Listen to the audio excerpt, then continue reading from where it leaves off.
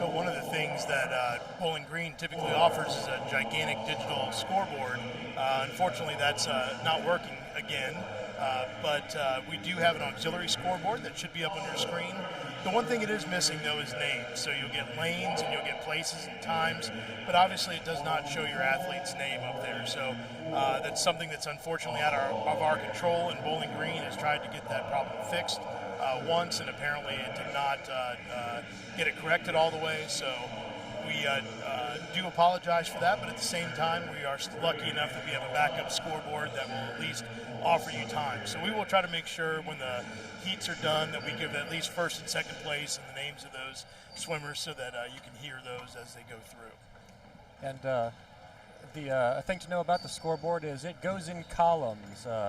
Even lanes on the right side, odd lanes on the left side. So 1, 2, 3, 4, left, right, left, right. Took me a second to figure out the other day. That is a big switch after the scoreboard stopped working, going back and forth between those two. So up first here we have the boys 13-14 200-yard medley relay, heat 1 of 2. In lane number 4 we have the Rapid Area YMCA from Michigan. Lane 5 we have Cuyahoga Falls Riverfront YMCA. In lane 6 we have the Lake County East End YMCA. So again, as many of you swim veterans will know, the medley relay goes back, fly, breast, free, and they 4 different athletes from the 4 different strokes. And it's pretty interesting, I think, Dave, when you watch these races to kind of notice the strengths of the relays, because again, these are in theory your 4 best swimmers, but each relay has their strengths and weaknesses in the different strokes as well. Yeah, and as I was talking about earlier in the IM, the individual medley, you'll see the lead change back and forth a lot when each swimmer gets their strength stroke in, and yeah, every team can have, a stronger swimmer on breaststroke or fly or backstroke. We don't know. Yes, and it looked like the Rapid Area Michigan, their breaststroker has had a really good split there and pulled them ahead at the touch going into the fly.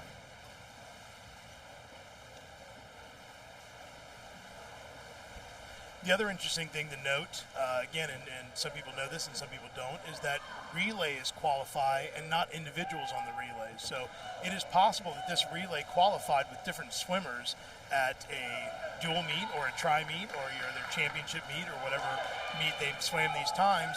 And these could be 4 different swimmers than qualified in those events. Now, may not be, but we don't know. And so, unfortunately, we don't have names in front of us to give you. We just have the teams right at the moment. So, Jason, when that happens, do they use the seed time from that relay, or do they add in the other swimmers? They could do either. So they could use the seed time from that relay, or they could add in all their best strokes. But coming in here first to finish, it looks like Lake County East End YMCA. And second place was the Rapid Area YMCA Michigan, and third place was the Cuyahoga Falls. Good time drops, it looks like, for the Lake County. Dropped about 5 seconds. 5 it looks. seconds. Yeah, that's a great time. So for Heat 2, there are some pauses here when we do the relays to try to keep the number of athletes down on deck, and COVID procedures is probably something we'll mention during some of our downtime here and just how that changes these meets significantly. But for Heat 2, in Lane 2 we have Fort Meigs. In Lane 3 we have Lima, Ohio. In Lane 4 we have the Beaumont Center family from Kentucky. Lane 5, Wapakoneta YMCA. Lane 6, Birmingham Family YMCA. Lane 7, Greater Flint. Lane 8, Lancaster and Fairfield. And in Lane 9, Worcester, Ohio. All of these are A relays. And this is Heat 2 of 2, so by seed time, this is the fast heat.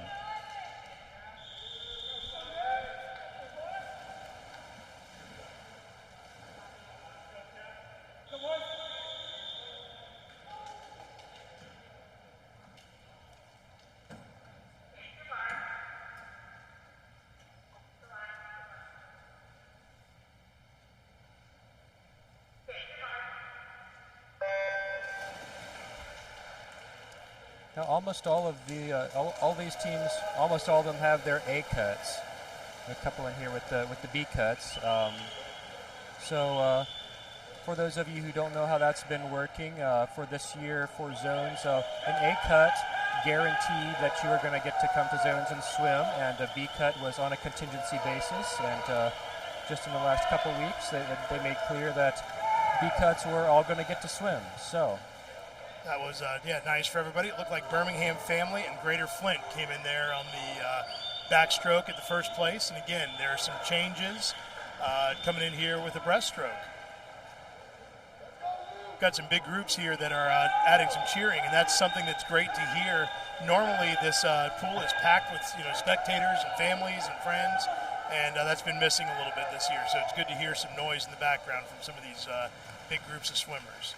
So going into the fly, in lane 4, it looked like they had a pretty good touch, Beaumont County. But there's obviously been some change in positioning. Wapakoneta has overtaken them. And in lane 6, Birmingham Family is still holding on to a lead coming into the wall. Going to be some big times here on this, or some low times, I should say, on this last 50 in the freestyle. Yeah, everybody's onto their last leg now. One of the other unfortunate things about not having this scoreboard, I'll get to here after we call this. So Birmingham Family, lane 6 is going to come in first place, very close second place, but it looks like Beaumont center, and then third place Wapakoneta. One of the things we don't have the advantage of either is seeing splits up on the scoreboard. But once these results get finalized and in Meet Mobile, you should be able to go on and see your swimmers and what their splits are. So we encourage you to be able to, or we encourage you to do that too as those things become available. And as we have time, when we get some breaks here, as those are on Meet Mobile, we will open mic and read those out if you don't have Meet Mobile yourself. If you are looking for the meet on Meet Mobile, it's under 2021 OH AP All-Star YMCA Zone Meet. Or alternatively, you can search for Bowling Green, and it should pop up for you there as well. So if you are at home and you're searching for the meet and can't find it, hopefully one of those two searches will be able to get you to the correct Meet Mobile site. I was just using find meets near me, but I guess that only works if you're geographically here, right? So. And speaking of that, I spent a little time yesterday, again when we had some time between meets in the morning in the girls 15 and over, just looking to see where kids were from and where these different YMCAs were at, because this is a multi-state meet. And the farthest YMCA that I was able to find was in West Virginia, and they were just a little bit over 6 hours away. So obviously find meets near me would not work very well for those pools. So I was wondering about that. Was that would that be Wheeling, or were they Morgantown? They were, and I wish I could remember. I should have wrote it down. I wanted to say they were. Because I've made that drive. It's far. Yeah, it was actually not Wheeling, West Virginia. It was another West Virginia YMCA, and I think I had it marked in my program from last night, and I do not have my program from last night. Another one that I had seen was about 4.5 hour Grand Traverse Bay, Michigan, I think. That's way up there, sure. Yeah. And I thought maybe there might be some Upper Peninsula YMCA teams, but I've been unable to find those. So maybe there are a few there, but I know that's hard because you can't come straight through. I wouldn't imagine that. Well, I wondered if they would be in the same zone. That maybe. I know it is Michigan, but I don't know if they would. That's a lot more travel time. That is obviously a lot more travel time. And you would have to go through other states to be able to get here. So maybe they did put them into another zone. That is quite possible. I talked to some folks up from Kentucky yesterday. They said it wasn't too bad, just a 4-hour straight shot up 75 there. Yeah, a lot of these Kentucky schools and some of the other Ohio schools, you get on some of those major interstates, and Bowling Green is nice because it is basically located right off I-75. So let's see if we have any results here yet for the relays.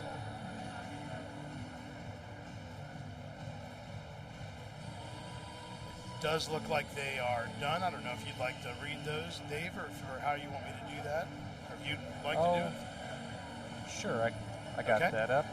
But yeah, it looks like in first we have the Birmingham Family YMCA at 142.99. Second place, we have the Beaumont Center Family Y at 144.98. Wapak at third at 145.51. Fourth place, Greater Flint YMCA team at 147.28. The Lancaster and Fairfield Y in fifth after that at 150.51. The Lima, Ohio Y at sixth place in 152.6. Fort Meigs at 154.13 in seventh place. Eighth place is the Worcester, Ohio Y at 156.48. Ninth place is the Rapid Area Y at 156.86. And Cuyahoga Falls Riverfront Y at 10th place had a time of 2:02.22. Congratulations to all those teams. Well, one of the things you might notice is some larger pauses here during these sessions. Normally, the zones meet has multiple age groups and multiple genders. And so with the COVID protocols and what Bowling Green is and is not allowed to do with numbers of swimmers, they separated those things out a little bit more. And so in order to give the swimmers time to be able to recover, they've built in some pauses here. So right now, they're allowing some of these swimmers that were in the relays to be able to use the cool down pool, because I would imagine that there's probably a number of swimmers that swim in those relays that are going to be up next in the 200-yard freestyle. So you want to showcase the swimmers that you have and allow those swimmers to swim the best that they possibly can swim. And it's been hard to do this year with these COVID protocols. And I mean, I would be interested to see what some of the kids think about that too, because you know how some of the meets used to be last year. You would be sitting around you'd have an hour, 2 hours between events, and you got to go warm up all over again. I wonder if the kids feel like they're staying warm, staying ready to go, or if they're feeling tired after the last event. You know? Yeah, that is a good point. I guess I hadn't considered that for some of those kids, if you do have a long break in between, maybe it is better to be a little bit quicker. I would guess that probably knowing, I've got three kids, and if you ask 3 kids, you're going to get 3 different answers. Sure. So it probably depends on the athlete. And if you ask them after the race, it'll depend on how they did. that will also, yes. If they did well, it was perfect, and if their time maybe wasn't what they liked, they would have had some more time to more time or less time or less time. Yes, or I wish I'd eaten a different banana. Swimmers do seem to have those opinions. Although I would say that, again, being a track coach, I run into the same thing with track athletes: is too much rest, not enough rest. Shouldn't have eaten the chicken last night. Should have eaten chicken last night. Yeah. It all kind of varies. You show up and you have a good race, and you're like, what did I do? How do I do that again? And as a runner, I mean, runners are superstitious. Absolutely. Athletes are superstitious. So. Yes. I'm a football coach, and we won't mention all the lucky shirts and things that go along with football. But yeah, every sport has its own sort of quirks and superstitions, and the one that you kind of hear most is shaving and swim caps. And do you shave your legs? Do you not shave your legs? And while I didn't swim in high school, I did other sports. I had a lot of friends that were swimmers, and for growing hair out, shaving hair back, do you shave your eyebrows? I haven't seen anybody go to those extremes here lately, but eyebrows. That was a big thing. Yeah. Huh. I wouldn't imagine that'd be much. I wouldn't imagine that would generate much drag, but go figure, You wouldn't think so, and I think historically, if you look back, now it would have happened when I won't date myself, but when I was really, really, really young. I think Mark Spitz swam in one of the 70 Olympics, and he had a full-blown mustache. So apparently, facial hair must not have been a great impediment to him. But that was the 70s. That was the 70s. That was the 70s.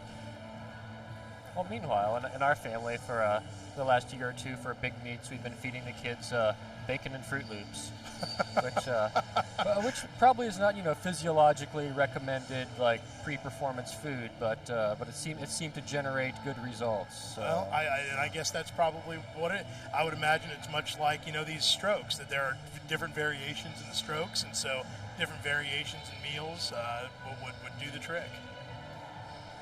I know my oldest daughter.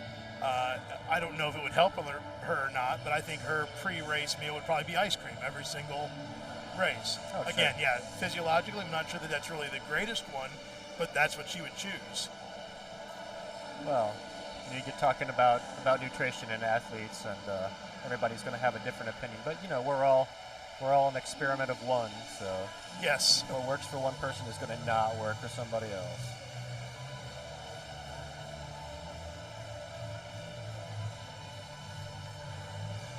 Also during the meet, if we have some breaks, I think we've been informed that we have some highlights from our Friday night and our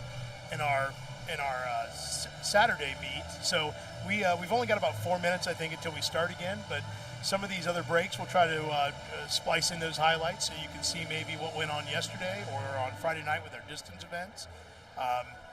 We should mention that our video production is being done by Jeff Bolus and JT Oak. I think Dave mentioned that before. So Jeff spent some time last night putting together those highlights. So we'll hopefully get those out today during the meet at some point in time. And the morning session by the end was actually running a few minutes early for a lot of these. So for those of you watching out at home, if you see we're scheduled to start the next event at 12:21, you might, if things go quick, that would be awesome. You might tune in a couple minutes early just to make sure you see your swimmer swim. Yes, and again, we want to make sure these athletes get good times and go from there. Last night, when I was doing the girls 12 and under, we started about a half an hour late because the girls 13-14 ended a little bit late, and then they ran a little bit late too. So with swim meets, you just never quite know how they're going to turn out. I guess there was some scoreboard work going on last night. Okay.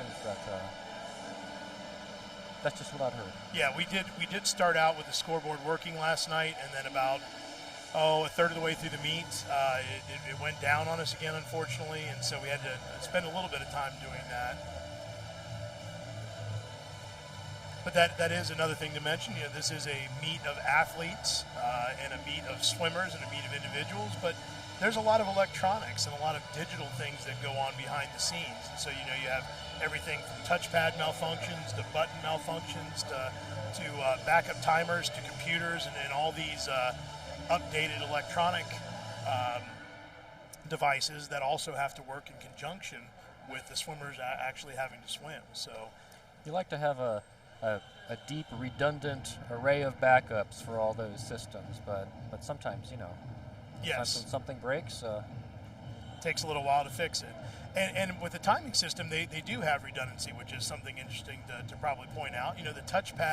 Touching the touchpad is the primary timing system that all officials, athletes, and coaches would like to see, but there are backups to those things that we'll get into later. It looks like we're getting ready to start the 200 here.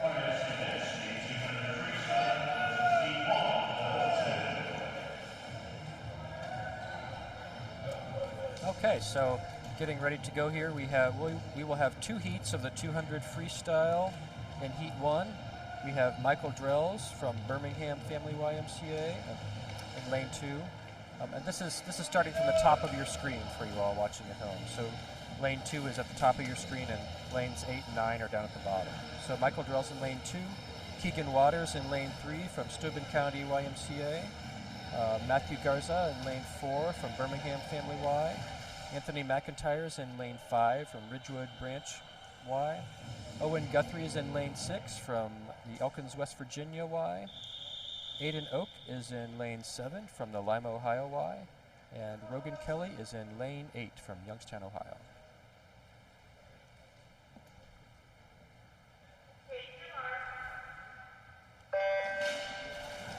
And they're off. It's a good start, and they are headed out at a pretty good pace here.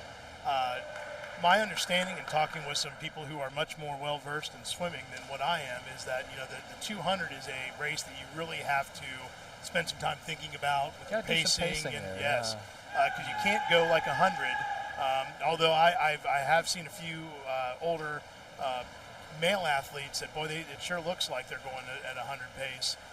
But it's a long enough race that, your breathing is going to be a little bit different. Your strategy, do you go out hard and then kind of coast in the middle 100 and finish the last 100? Or do you want to kick, and take off at the end here. Take off at the end. So it looks like, you can see a couple different strategies. Like when I look at lane 6, it looks like he's doing a nice, easy stroke, that he's just kind of, biding his time.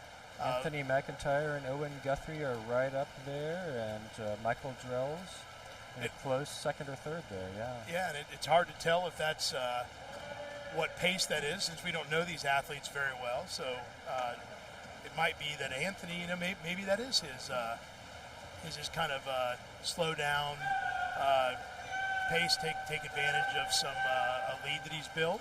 But I'm sure we'll find out here in this last 25, because I would imagine that people are going to start turning it on here. Everybody's going to kick.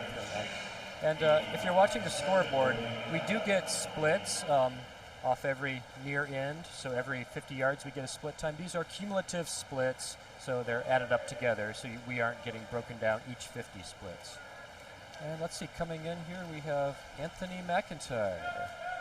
He'll finish first with a time of 1:53.16. That's a nice couple seconds drop for him. Looks like Owen Guthrie in lane 6, in second place with a 1:55.81. Get a couple nice couple second drop there. Mm-hmm. Third place, looks like Michael Drells with a 1:57.08. That's almost 5 seconds off for him. And okay, here we go with the second heat.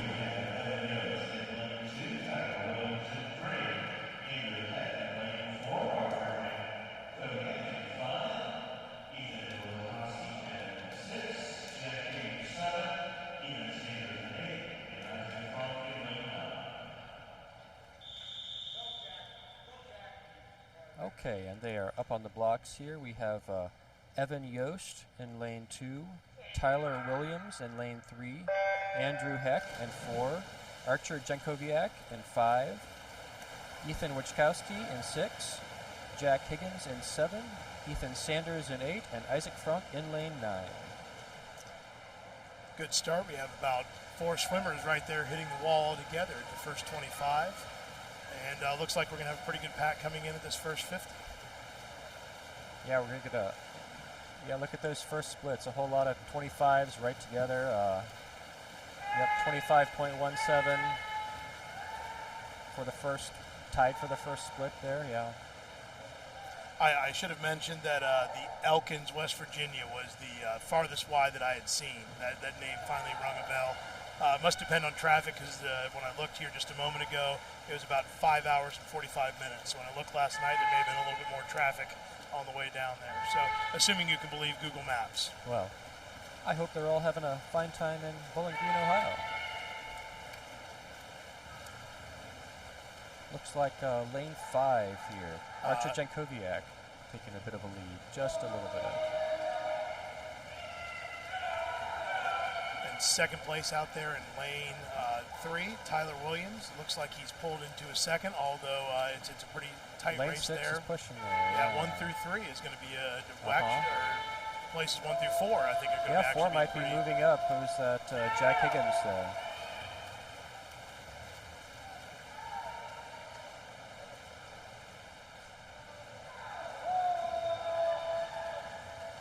So coming down to our final about 10 yards here at the flags.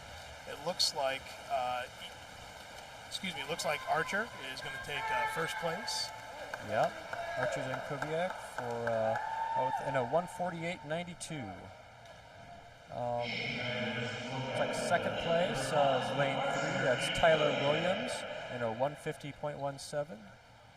For third place, it's lane 6. Ethan Wichkowski with 1:50.21. Fourth place, Jack Higgins at 1:52.99. Fifth place, we have lane 8, Ethan Sanders. In 6th, we have Evan Yost. In 7th is Andrew Heck. And in 8th place, Isaac Frank. Great swim, guys. So we do have about 6 or 7 minutes here, I believe, until our next one. Let's see, maybe if we could queue up a highlight from last night. It actually looks like they're working on some other things, so maybe we'll wait till the next session. But coming up next, we do have our boys 50 backstroke. So if you have a 50 backstroker, again, we're slated to go at 12:33, but you may want to tune in a few minutes earlier just to make sure you don't miss your athlete swimming. And those will be 50s, so they'll go fast. They will go very fast. You know, you started talking about the redundant systems we have. Oh, yes. And yeah, of course, the touchpad is the primary method of timing. We also have, you'll see a timer standing behind the blocks with, we have dolphins and a click plunger system down there for backup times. This is useful if a swimmer comes in and gets what you call a soft touch. If they get to the wall, but they don't touch hard enough to register on the pad. Now, in this, at this level, these kids have been swimming for a while. They know what they're doing, and we don't get too many of those soft touches. They know to come in and punch that pad, hit that wall pretty hard, and register that. But if something happens, if something doesn't register, we have all of these backup systems to make sure that the time is recorded. And again, this is something else that's changed a little bit with COVID protocol.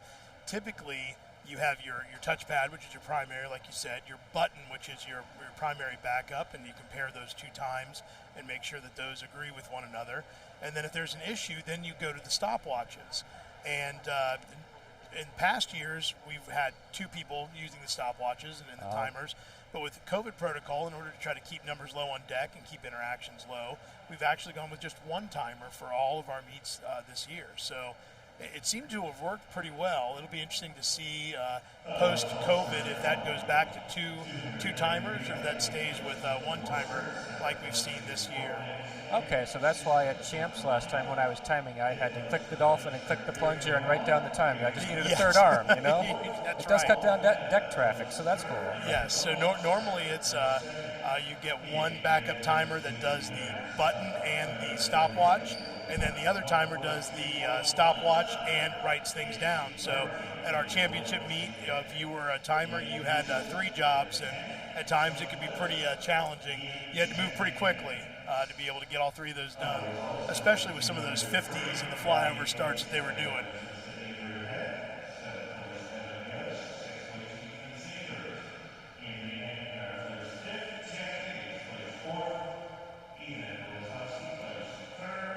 So it sounds like we do have some results there for our 200 free.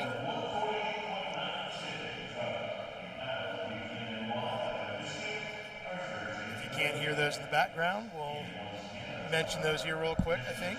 So what we had in 8th place was Andrew Heck with a time of 1:55.16. In 7th place was Evan Yost with a time of 1:54.40. In 6th place was Ethan Sanders with a time of 1:54.32. 5th place, Anthony McIntyre with a time of 1:53.16. 4th place was Jack Higgins with a 1:52.99. In 3rd place was Ethan Wojciechowski with a 1:50.21. In 2nd place, Tyler Williams with a 1:50.17. And in 1st place was Archer Yanikowski. Again, hope I didn't butcher that name too badly, with a time of 1:48.92. So congratulations to all those swimmers, and congratulations to Archer.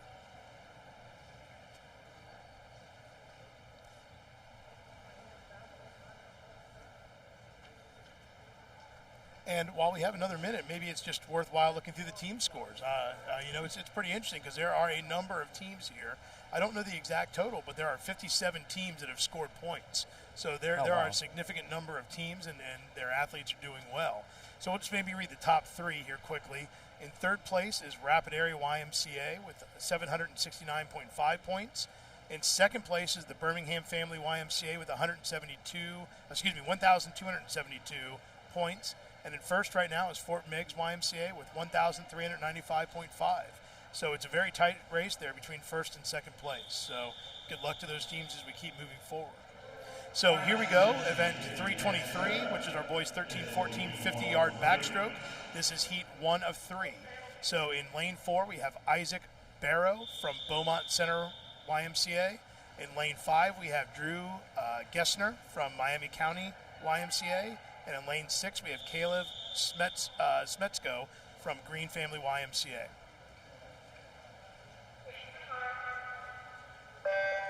So again, these are 50s, and for these young men, this will go pretty fast because they, down and back at this age is not a whole lot of time at all. And this would be a meet, or an event, that they might not normally swim in a regular YMCA meet.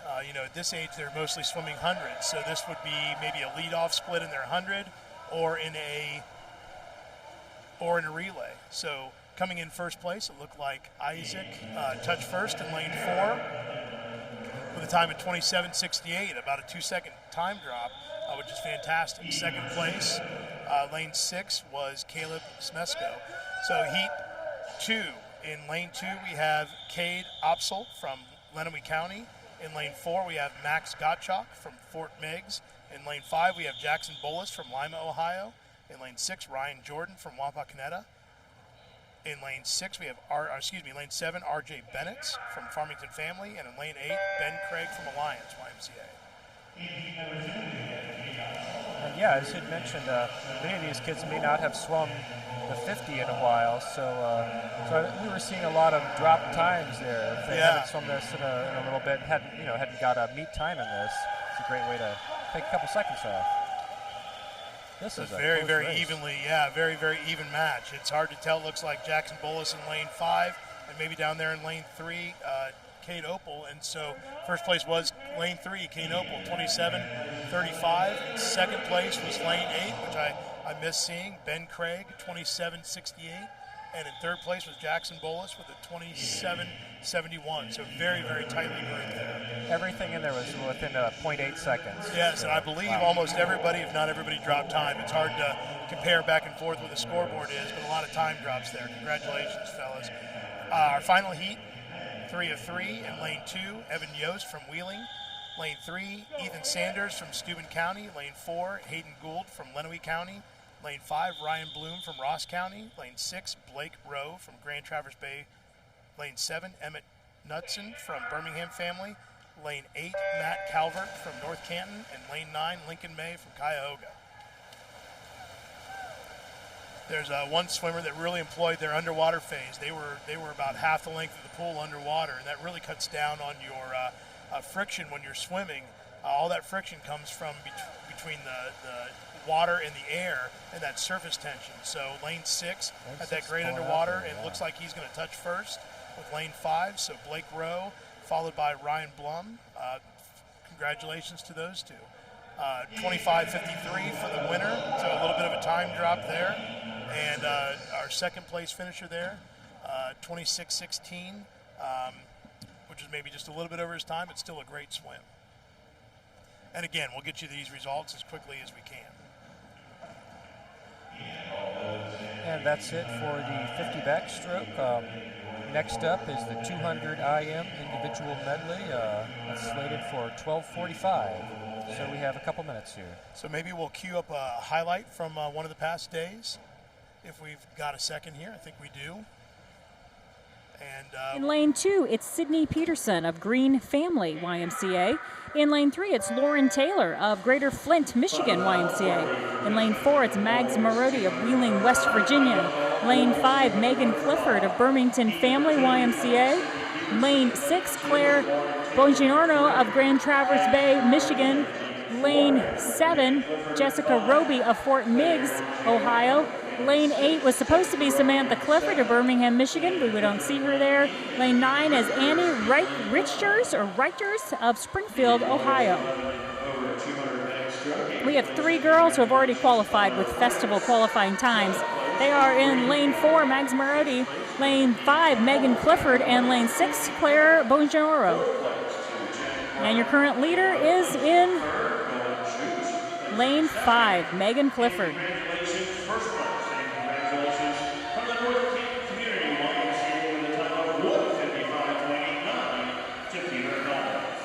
So we just saw a record fall in the boys' 200-yard breaststroke. Now in the girls' 200-yard butterfly, the record is a 2:05:35, set by Sarah Tershanick from Ridgewood, Ohio, back in 2018. Megan Clifford is coming in with a time of 2:05.37, just 0.2 behind that record. So it'll be exciting to see what could happen.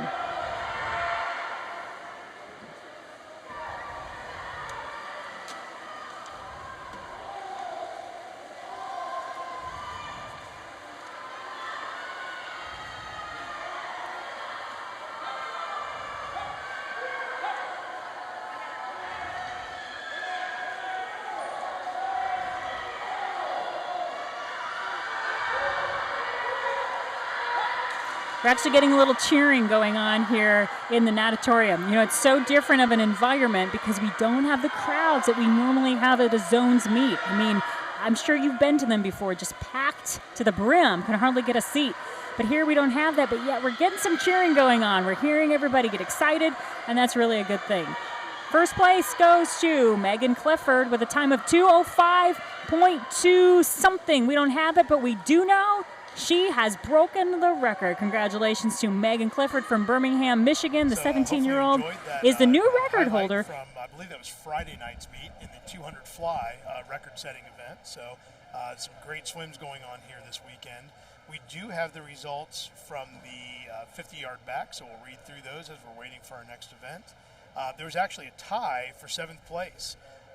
Ben Craig with a time of 27.68, and Isaac Barrow with a time of 27.68. That was in the first heat, so that was a great time drop.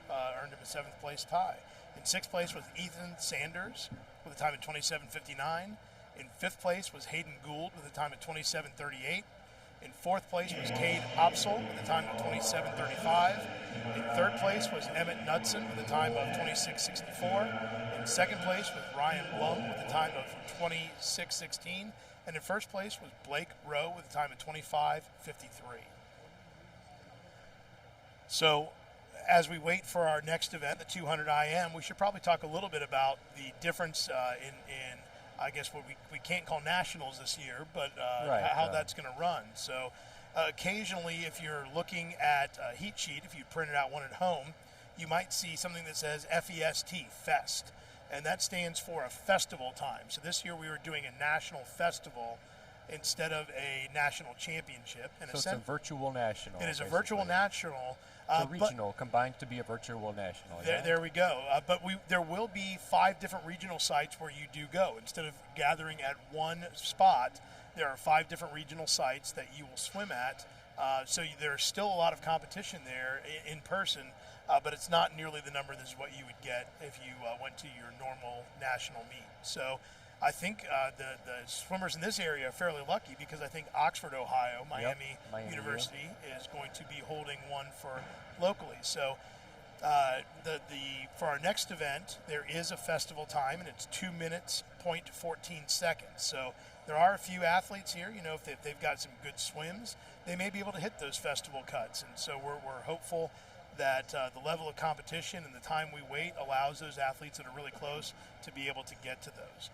There may be even some athletes that have hit those already, and I do see when we move forward into the 50 free, there are some festival cuts already, but I think those are the only one. There's actually another one, I apologize, in the 100 freestyle, yes. A couple in the backstroke up ahead, but yeah, you know, I was surprised in the morning session, we had a couple times we had whole heats full of guys who already had their festival cuts. But then I noticed in some of those, in one of the freestyles, the festival cut versus the Zones A cut was 0.04 seconds off. So there was a pretty narrow window. Everybody either had their B cut or they already had their festival cut. Sure. So. Well, and I think, and I would have to go back and look. I admit I haven't looked at the festival times this year. That the festival times are basically just a cutoff time. Like this is what the cutoff is. I'm not sure that it's ranked by age even. So it may be that if you have to hit that festival cut, that is the cut for every age group. So it sort of favors those older ones. So again, I may be speaking out of turn there, but that is something that I thought I looked at. Well, that's a nice facility that Miami has. We've been there. We've swum there for Team USA meets. It's my alma mater. I went there in 4 years. I probably never looked at the pool, but you know, I should have made use of that. It's a nice facility. It is a very nice facility. We're very blessed here in Ohio, and I guess I should say a lot of places are blessed. But you know, we've been able to work at 3 fairly major universities throughout at least my kids' swimming career in Ohio that are very open and willing to host meets. And so Bowling Green this year has just been fantastic, actually, with allowing us to come in and use their facilities with all the COVID protocols, because I know in a lot of universities the very easy and safe thing to do is just to say no. And so we've been very lucky that Bowling Green has opened its doors to our state district competition for our high school swimmers, for our league championship for our local area, and then obviously for this all-star meet that we're having this year. So we really do appreciate Bowling Green and their efforts to allow people to come in and compete and still maintain that safety and the protocols that the COVID virus still demands and commands. Well, it's been hard for individual Y teams too. A lot of the pools that they train in, a lot of the teams just haven't been able to practice at all. This is my first trip to zones, but are all of the teams represented? Are there usually more teams? Are there some teams that just didn't have a season that we're not seeing here? I think there are some teams that didn't have a season. They've been pushed later. So, again, it kind of varies. I think, state by state, even county by county at times. So it's very lucky that we've been able to do this. So here we go. We're up with a 200-yard IM. We have heat 1 of 2 on the blocks with looks like Hayden Gold from Lenawee County in lane 4. Luke Allward from Greater Flint YMCA in lane 5. Joseph Viator in lane 6 from Birmingham Family.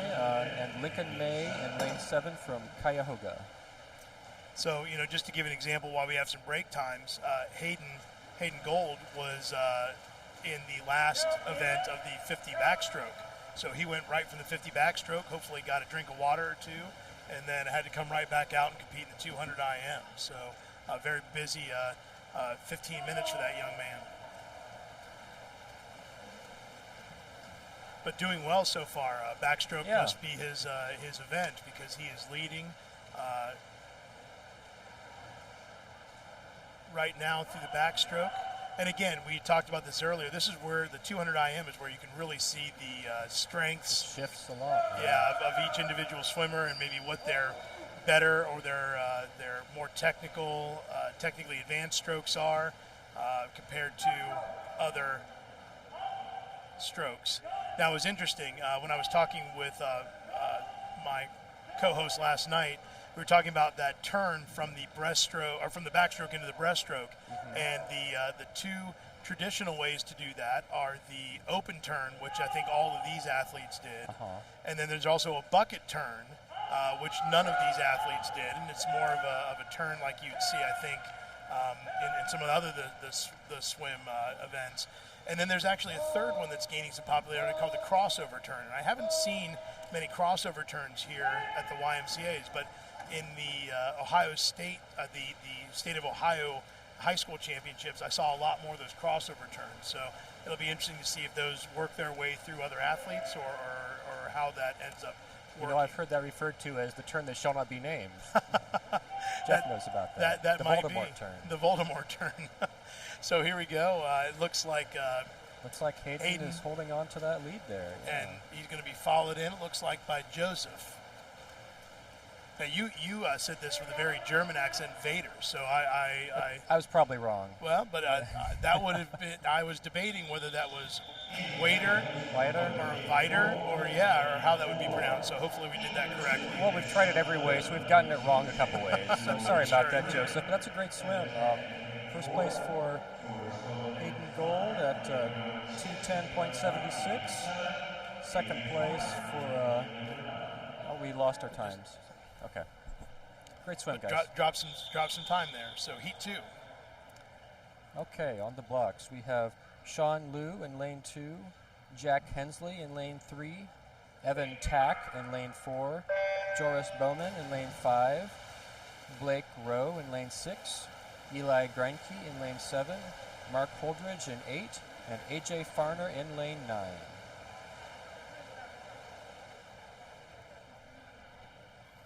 And again, coming out of these fly, looks like in lane 5, Joris Bain looks to be in the lead. It looks like in 7 and 8, Eli Greinke and Mark Holdridge are not swimming this event, and that happens at these meets a lot of the times. The swimmers will decide to scratch an event to focus on something else. They're just looking for the next event to come along, or they're not feeling one event, and that's probably a strategic decision on their part. It looks like Joris is still holding on to that lead as we finish the backstroke. Now these guys in the water all have their A cuts. I saw my first crossover turn down here in lane 9. Oh, I looked down. Yeah. Okay. So again, interesting. And with a lot of these strokes, breaststroke is one of these strokes where you see a lot of different styles, and they all seem to work very well. So not every single athlete uses the exact same style. I think it has a lot to do with body type, and it has a lot to do with coaching, just comfortability. So lane 6 here, the breaststroke. Obviously, this is a stroke that Blake is pretty strong in. He's taking over the lead. There. So again, we'll see if some of these other swimmers, can catch up to him in the freestyle.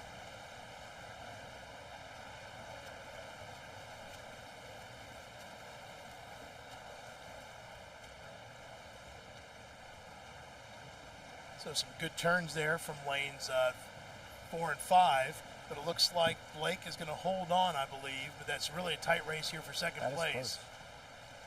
It's going to be right at the touch. That was a fast time. Let's see, lane 6, first place. That's Blake Rowe with 2 minutes, 0.72 seconds. Second place, that's lane 4, Evan Tack with 2:02.86. Third place, that's Joris Bowman with a 2:02.87. And fourth, you have Sean Liu with a 2:05.21. And in fifth, that's lane 9, AJ Farner with a 2:10.64. Yeah, Blake had a great time, about a 4-second time drop, maybe just a little bit less than that. So a great job. That's substantial. Blake.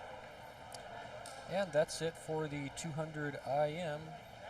We will, we're scheduled to resume about 10 minutes with 50 free.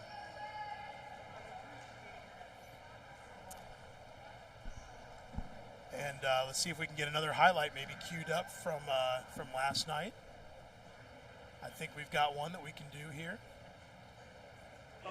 Of 3, third of 3, Josie Wise of Springfield Family, Ohio in lane 2, Riley Brown of Springfield Family, Ohio, lane 3, Hannah Higgins of North Canton Community in lane 4, Madison Helmick, Burlington Family, Michigan, lane 5, Madeline McGee, Rapid Area, Michigan, lane 6, Lily Diltz, Youngstown, Ohio, lane 7, Lauren Hetman, Kaufman Family, Ohio, lane 8, and Madeline Keegley, Benton Harbor, Michigan, lane 9.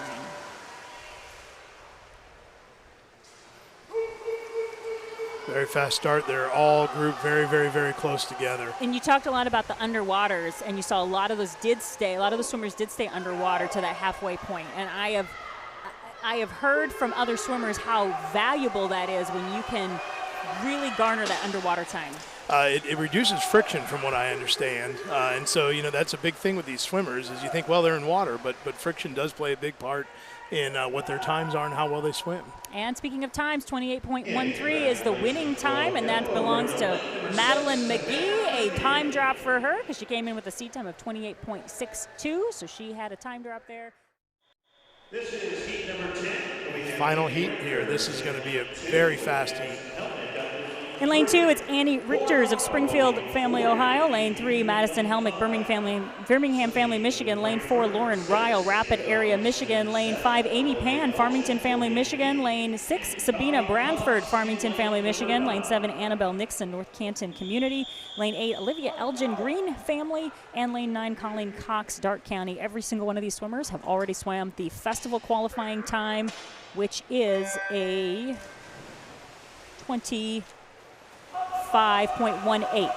But these swimmers are all in the 24s and 23s.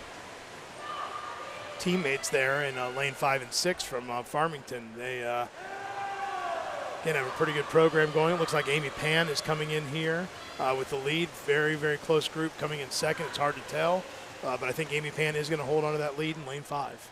23.88 is her time. Congratulations to her. Second place, right next to her, 24.73 from Sabina Branford. So I believe what you just saw there last night was the girls 15 and up, 50 free. So hopefully you enjoyed that highlight. We getting ready to take a look at the boys 50 freestyle here. We do have some results from the boys 13-14 200-yard IM. So in 8th place, Lincoln May with a time of 2:15 even. Joseph Vader will go with that with a time of 2:12.60. In 6th place, Hayden Gould with a time of 2:10.76. In 5th place, AJ Farner with a time of 2:10.64. Sean Liu was in 4th place with a time of 2:05.21. Joris Bayman was in 3rd place with 2:02.87. In 2nd place was Evan Tack with a time of 2:02.86. And in 1st place with a time of 2 minutes, 0.72 seconds was Blake Rowe. So congratulations to all those swimmers.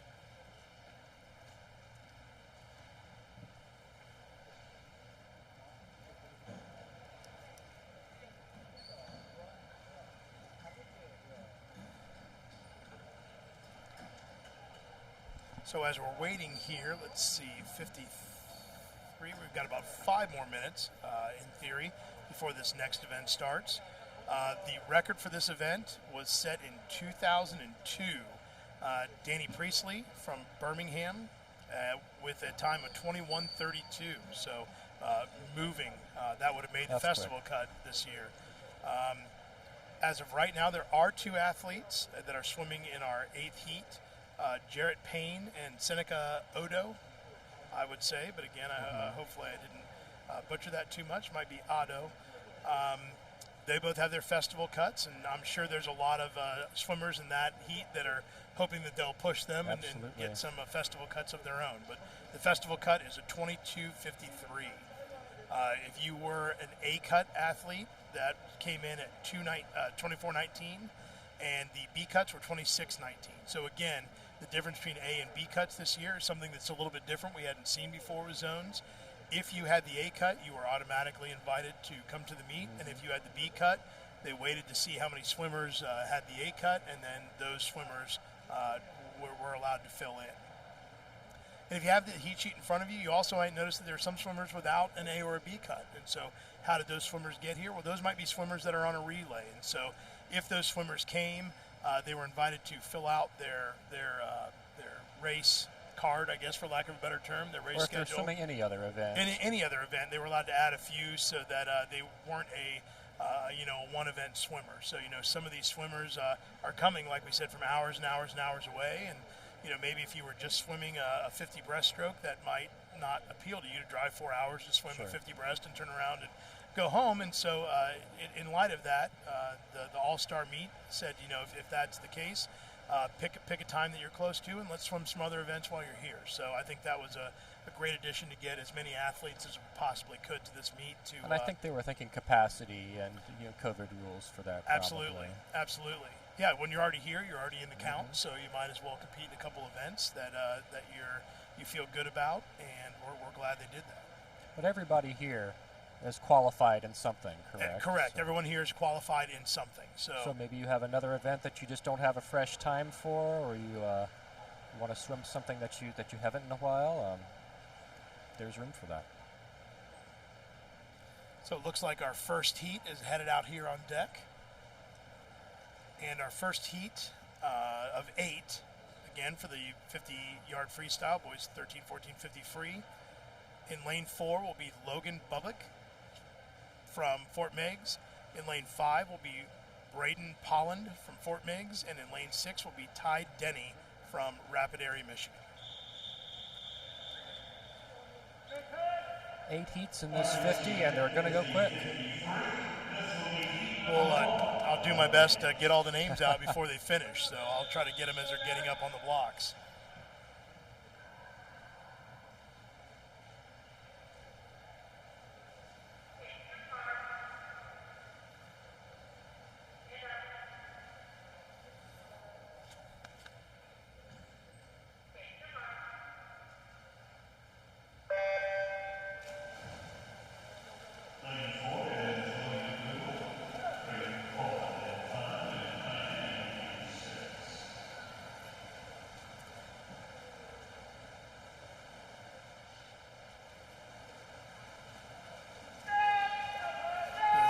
This is close. Tight finish coming in. very evenly matched. Looks like lane 6. Ty Denny pulling ahead a little bit. Just a little bit of an advantage there. Ty Denny first at 27.20.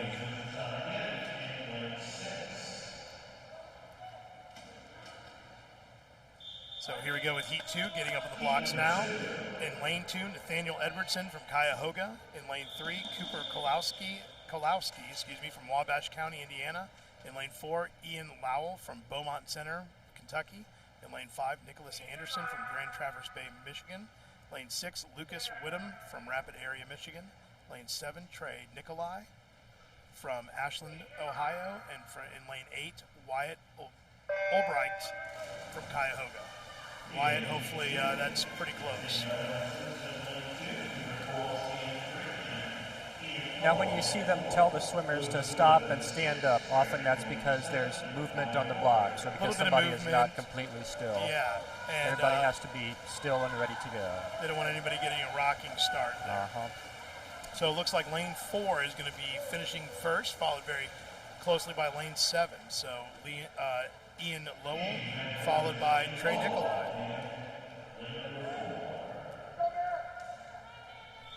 So here we go. In Heat 3, we have Daniel Fleek from Lake County, Daniel Coe from Lima YMCA. In lane 4 is Julian Jordan from Wapakoneta. In lane 5 is Cooper Myers from Lake County. In lane 6 is Xavier Diller from Lima. In lane 7, Matthew Garza from Birmingham Family. In lane 8, Caleb Smesko from Green Family. In lane 9, Kelly Rogan from Youngstown.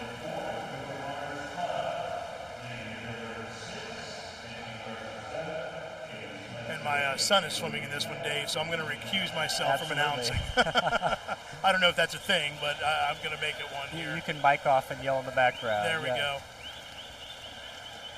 A solid race. Let's see. Looks like Matthew Garza first with a 25.58. In second place, that's Daniel Coe from Lima with a 25.71. That's a time drop for him. In third place, in lane 8, that's Caleb Smesko. Okay. Here we go with Heat 4. Matthew Conway from Louisville area. Lane 3, Braden Kilpatrick from Lenawee County. Lane 4, Drew Gessner from Miami County. Lane 5, Camilo Vega from Steuben County. Lane 6, Ross Huntingford from Wapakoneta. Lane 7, Will Nair from Beaumont. Lane 8, Anthony McIntyre from Ridgewood. And lane 9, Joshua Danforth from Fort Meigs. Again, I can't even get them all out before they've hit the turn. Yep. So looks like lane 8 down here at the bottom might come in here first, which is correct. Anthony McIntyre from Ridgewood Branch.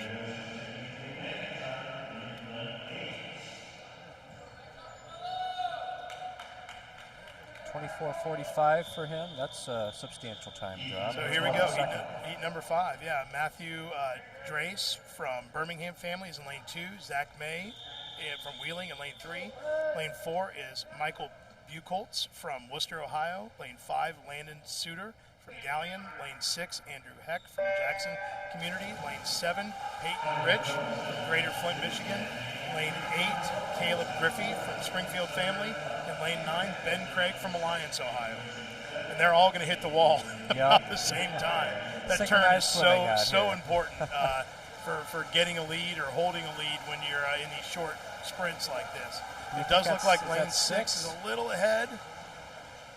Yeah, that's 6 in first with a 24.29. Well, Ross Huntingford with the second plus drop. That's a great race for him. Lane 5 is getting ready to step up. So let's, I was off by 1. Sorry, that was Andrew Heck. Yep, I got behind by 1. So here we go, Heat 6. Yeah, Max Godchalk from Fort Meigs is in lane 2. Carl Grakel is in lane 3 from Rapid Area. Lane 4, Cade Opsel from Lenawee County. Lane 5, Andrew Schweikert from Green Family. Lane 6, Isaiah Wyckoff from Wapakoneta. Lane 7, Gabe Bossler-Kilmer from Worcester. Lane 8, Hayden Gould from Lenawee County. Lane 9, Joseph Vader from Birmingham Family. Some familiar names. Some of these athletes are getting in here pretty quick in this meet. That's another thing about these formats. I mean, if you just have one kid swimming in one session, you can kind of show up and get your swims and get home, too. Yeah, that is true. It's It looks lane like 7 coming in. Gabe, yeah, oh boy, very close with lane 4, so that's going to be a touch there. But it was indeed lane 7, Gabe Bossler-Kilmer, and then Cade Opsel. So here we go, heat number 7 of 8. In lane 2, Ryan Jordan from Wapakoneta. In lane 3, Trey Durstein from Orville. Lane 4, Ethan Muma from Lancaster. Lane 5, Owen Guthrie from Elkins, West Virginia. Lane 6, Nathan Regal from Lake County. Lane 7, Emmett Knudsen from Birmingham family. Lane 8, Sam Hogue from Van Wert County. And lane 9, Jackson Bolish from Lima YMCA. Again, there's a lot of athletes that are going to hit that wall all at once. But it does look like, as of this moment, lane 5, which is Owen Guthrie, has a little bit of a lead. And second place is in lane 6, which was Nathan Regal. So congratulations to those two swimmers. So here we go, our heat 8 of 8. Lane 2, Jack Higgins from Birmingham family. Lane 3, Evan Tack from Birmingham family. Lane 4, Isaac Anger from Elkins, West Virginia. Lane 5, Jarrett Payne from Springfield family. Lane 6, Seneca Odo from Beaumont County. Lane 7, Luke Weirwilly from Wapakoneta. Lane 8, Tyler Williams from Ridgewood. And lane 9, Will Masters from Lancaster. So again, our swimmers in lane 5 and lane 6 already have festival cuts. So we'll see what kind of times they turn in. And that cut time is 22.53. And there's a lot of whitewater out here with this race. Yes. Jarrett and Seneca are coming in hot. 21:22, which is a better time for Jarrett. And lane 6 is a 21, second place with a 21:96. So both of those athletes bettered already great times. So fantastic race there in that 8th heat. And that'll be it for the 50 free. We have the 100 butterfly coming up next. Scheduled for 1:10, so only 4 or 5 minutes at the most here. And Dave, as long as those times are correct, we just saw a new meet record here in our 50 freestyle. Is that right? That is right. We did see a meet record again, assuming that time is legal. 21:22? 21:22. The old time was 21:32. Absolutely. That takes a tenth of a second off there. So we'll wait for the official time, but that we feel pretty comfortable that is a new meet record. So congratulations. That looks like a 19-year-old record. Congratulations to 2002. To Jarrett Payne from Springfield family.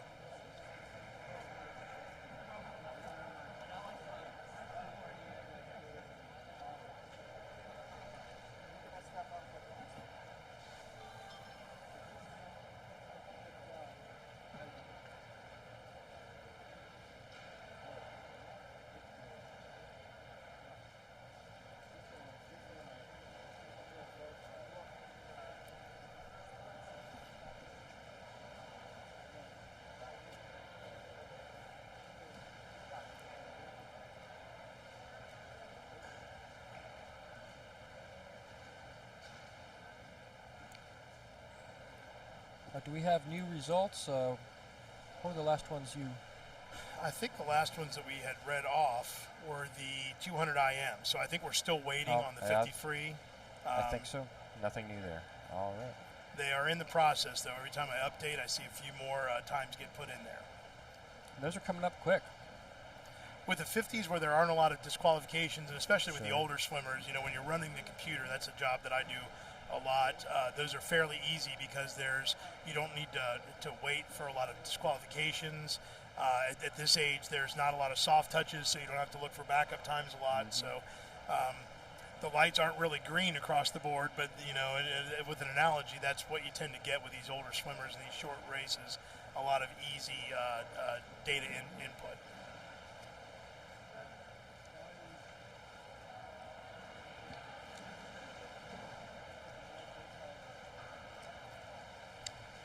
Another thing we haven't mentioned yet, if you're out there watching and you're new to swimming and new to watching these kind of meets at all, generally the way the heats are structured are slowest to fastest. So you have the fastest heat last. I think that gives swimmers an advantage because they know what they have to beat if they're swimming the last heat.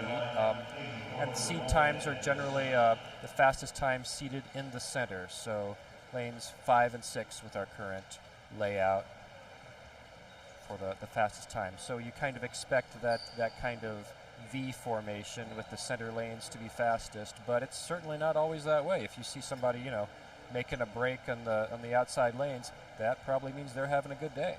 Absolutely. Or maybe it's an old time. We talked about that. Sure. Maybe they swam that very early on. Haven't swum this in a couple of years. Yeah, so it's kind of hard to tell. Well, let's see before. It looks like we're starting to get some more swimmers out on deck here for our 100 fly. Let's see if we've got any updates in the 50 free. It still looks like they're working on getting all those times in. So we'll update that perhaps after we're done with the 100 free.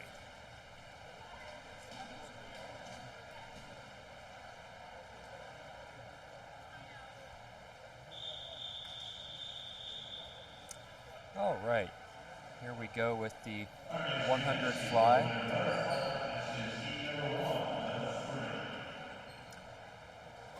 Heat 1 of 3, Heat 1 stepping up to the blocks. We have Dominic D'Erico in lane 4 from Lancaster, Ohio, Jack Hensley from Lancaster in lane 5, and Thomas Coe from Lima in lane 6. Now, Dave, you have a daughter that's a 100 flyer, if I remember correctly. Yes, that's one of her favorite events, or the fly of any distance. Fly of any distance. Now, it's funny because I have a daughter that would do anything that she possibly could to get out of doing a fly at any distance, yes. So I think this is an event where there's a lot of kids that love it and are very good at it, but it is a very difficult stroke. Now, your daughter has a strong backstroke, and now both of my kids do not. Gotcha. That's not what they show up for. Yeah, and so it's interesting what kids gravitate to. Obviously, success has a lot to do with that, but sometimes the like and dislike has something to do with that success as well. Making a nice last leg here, we have looks like Jack Hensley in the lead, and Dominic D'Erico and Thomas Coe not far behind at all. And that'll be Jack Hensley in first with a 1:00.69. That's about a second and a half off for him.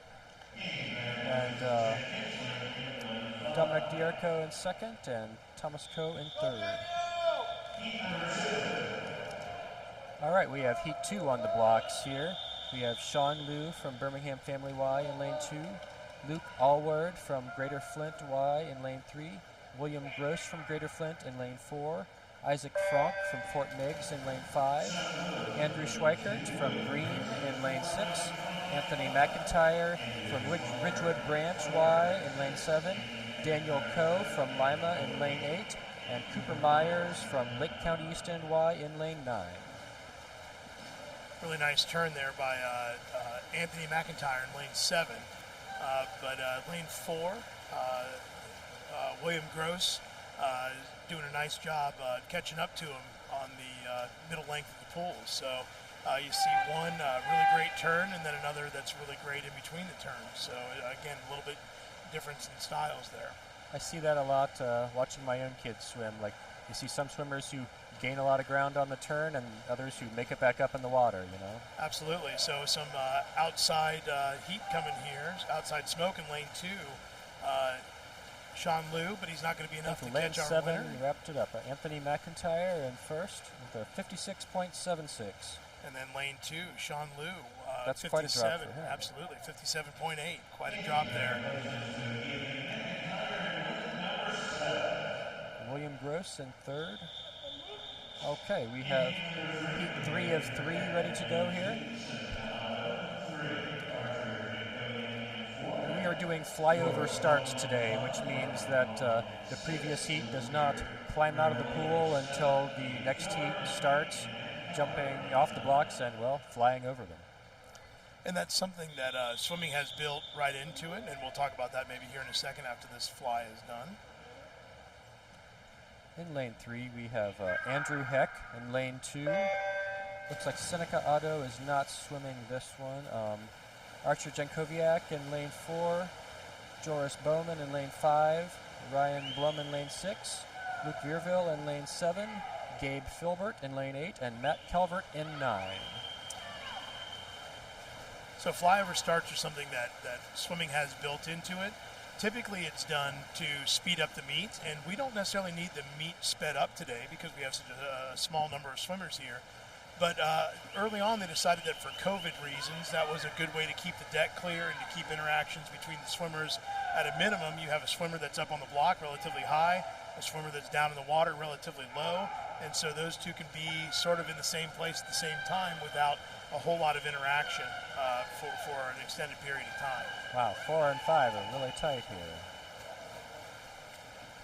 Okay, it's the first to lane 4, 53.82 seconds, and second place, lane 5, 53.96 seconds.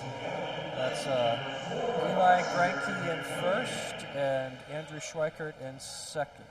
Oh, nope, sorry, I'm looking at the wrong thing altogether, aren't I? Let's try that again. That's Archer Jankowiak in first and Joris Bowman in second.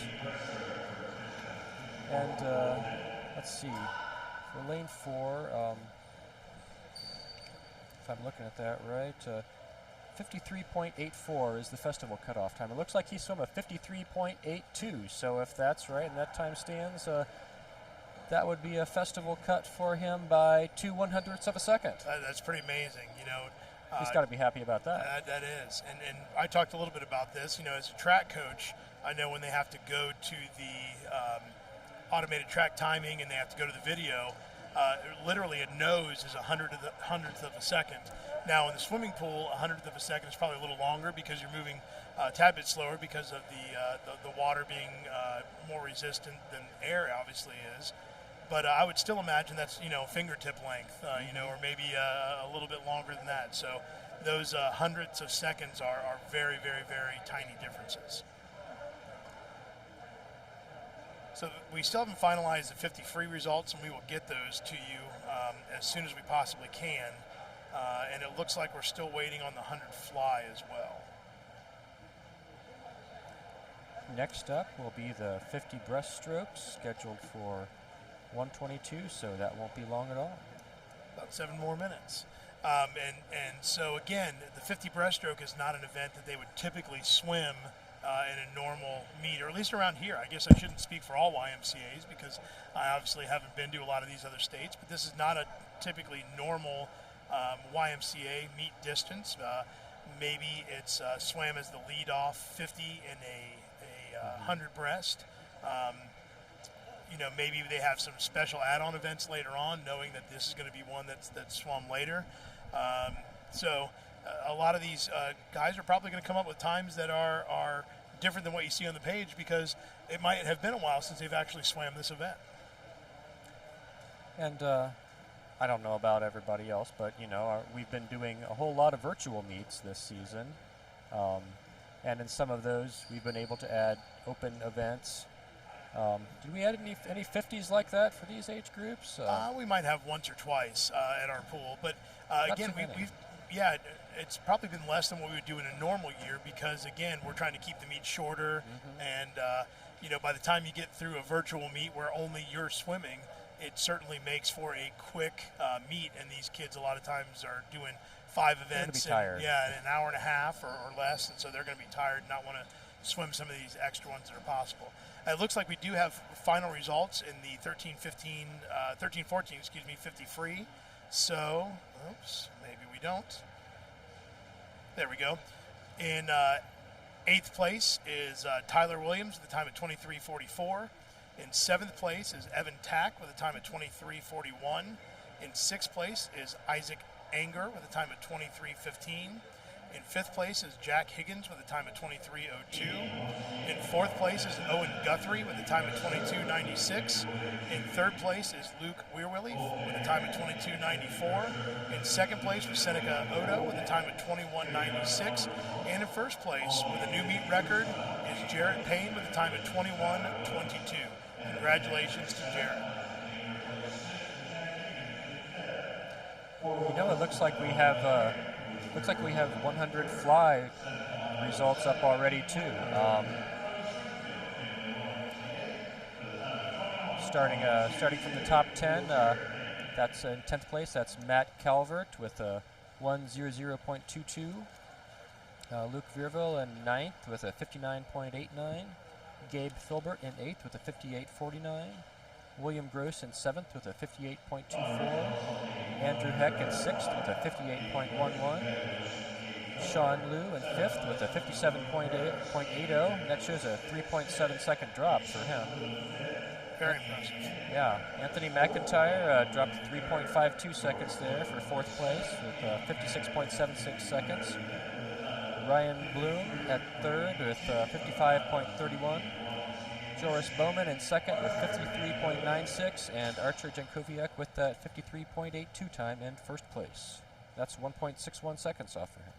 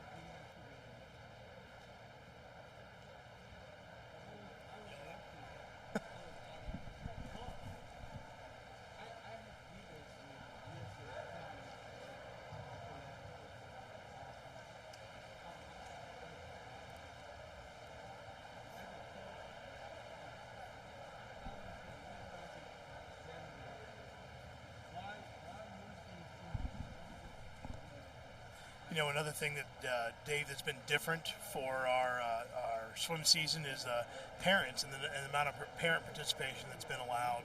Again, I'm assuming that every county is probably a little bit different, and every state is a little bit different, but I know in our area it's been very limited. But we've been lucky enough at our pool to have a big enough seating area and a big enough deck area where we've been able to accommodate a small number of parents in all of our meets, and so that's been very, very nice. But I know there are parents all around that have not been able to participate. So one of the nice things that we've been able to do this year has been able to do these live stream events. That's put amateurs like you and I sometimes on the spot. But so hopefully, you know, you're able to watch this live stream and enjoy it. Hopefully, we're not detracting from your enjoyment. Hopefully, we're adding to your enjoyment. Well, I think I'm predicting this is something that may stick around after we get back to normal swim meets. So I just throw up a live stream also, because not everybody can travel to these. Absolutely. Somebody, call me crazy, may not want to sit through a 8-hour swim meet. Here we go with heat 1 of 3 in the 50-yard breaststroke. We have Landon Sutter in lane 4, Xavier Diller in lane 5, and Trey Nicoli in lane 6.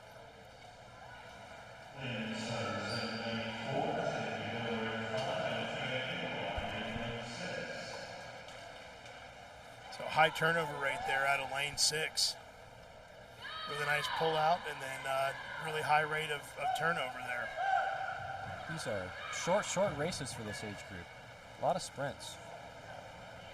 Lane 6, lane 6 finishing first at 30.03. Second place, Landon Sutter at 32.93. And Xavier Diller, third at 35.07. Starting to see a lot of repeat names here. Yep. In Heat 2, we have Dominic Dorico from Lancaster. In lane 4, we have Thomas Coe from Lima. In lane 5, we have Joseph Vader from Birmingham Family. In lane 6, we have Braden Kilpatrick from Lenawee County. In lane 7, we have Cooper Kolowski from Wabash County. And finally, in lane 8, we have Joshua Danforth from Fort Meigs. again, they get going so fast before I can read the names. They're almost finished. Again, high turnover rate here coming in lane 5 from Joseph Vader. Lane second place is really close. So 29.94, big time drop for Joseph. And so here we go with heat 3 of 3. Nicholas Lehman, I'm going to take a shot at from Rapid Area. Isaac Anger from Elkins, West Virginia. Eli Granke from Beaumont Center. Andrew Schweikart from Green Family. Lane number 6 is Will Masters from Lancaster. Lane 7, Ross Honingford from Wapak. Lane 8, Patrick McKillop from Birmingham Family. And lane 9, Mark Holdridge from Farmingham Family.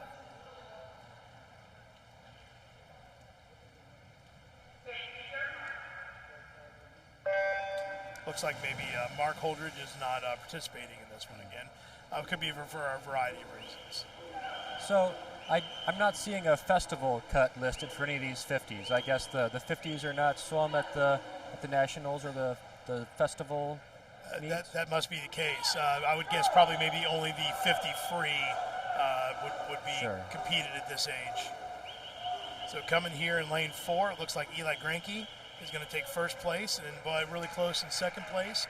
But lane 6, Will McMasters from Lancaster, Ohio. So congratulations to Eli Granke from Beaumont Center.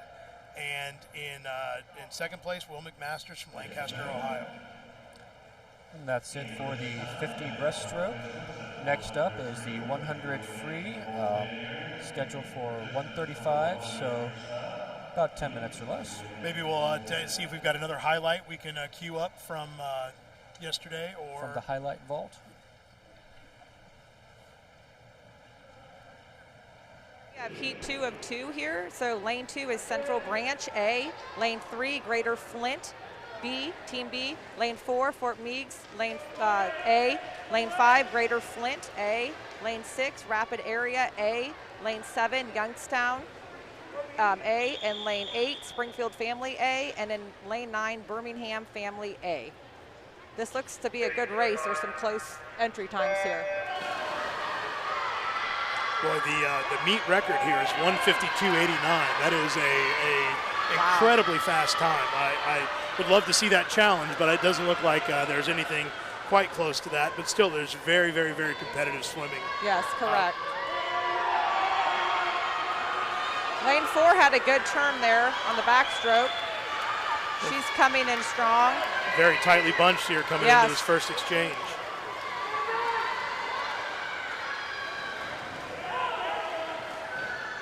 And again, experienced swimmers and experienced families probably know, but the rules for the exchange are that the swimmer going into the water has to keep at least part of one foot on the block while the other swimmer is in the water. And so as soon as they touch, as long as they have 1 foot on the pad, they are a legal start. As you can see, there's many different styles of breaststroke. In lane 4, very smooth, but then in lane 6, very high. Lane 6 is going to touch first.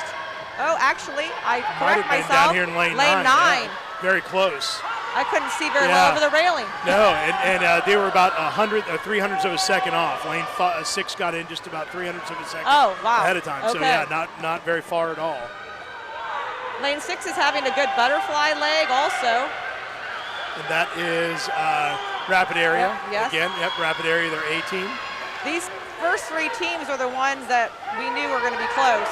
And they are very, very close. That was a great transfer there. They're, again, Rapid Area with a slight lead, but still a little bit of time left for these other 2 teams to catch up. We got lane 4. Oh, but Rapid Area had a great turn on that. She's bringing it home. Oh, we got, lane 5. Lane 5 and even lane 4. This is going to be so close. It's going to be hard to call. Ooh. Wow. great win for lane the Rapid 6, Area. Yeah. Rapid Area in first I'm looking at the wrong one. Yep. Greater Flint in second place, and Fort Meigs ended up in third. All within 0.2 of a second of one another. And they all dropped time. That's fantastic. So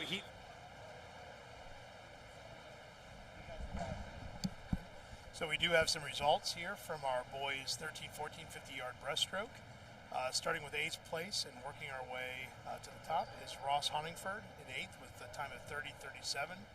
In 7th place, Isaac Anger with a time of 30:06. In 6th place, Trey Nikolai with a time of 30:03. In 5th place, Joseph Vader with a time of 29:94. In 4th place, Patrick McKillop with a time of 29:45. In 3rd place, Andrew Schweikert with a time of 29:39. In 2nd place, Will McMasters with a time of 29:17. And your winner with a time of 28:13 is Eli Granke. So congratulations to all those young men, and hopefully all the rest of your races go that well.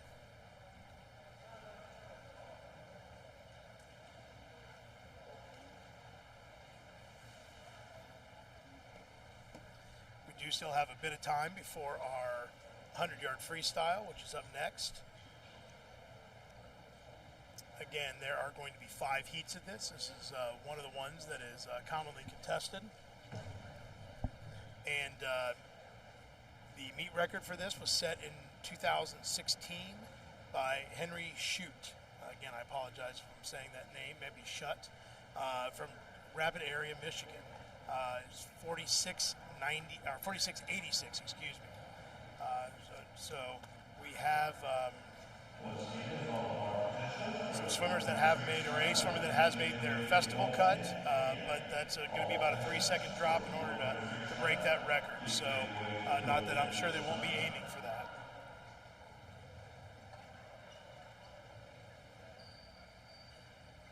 The festival cut in this event is 49:15. So if you're comparing that, it's about the meet record is about 2.5 seconds faster than the festival cut this year.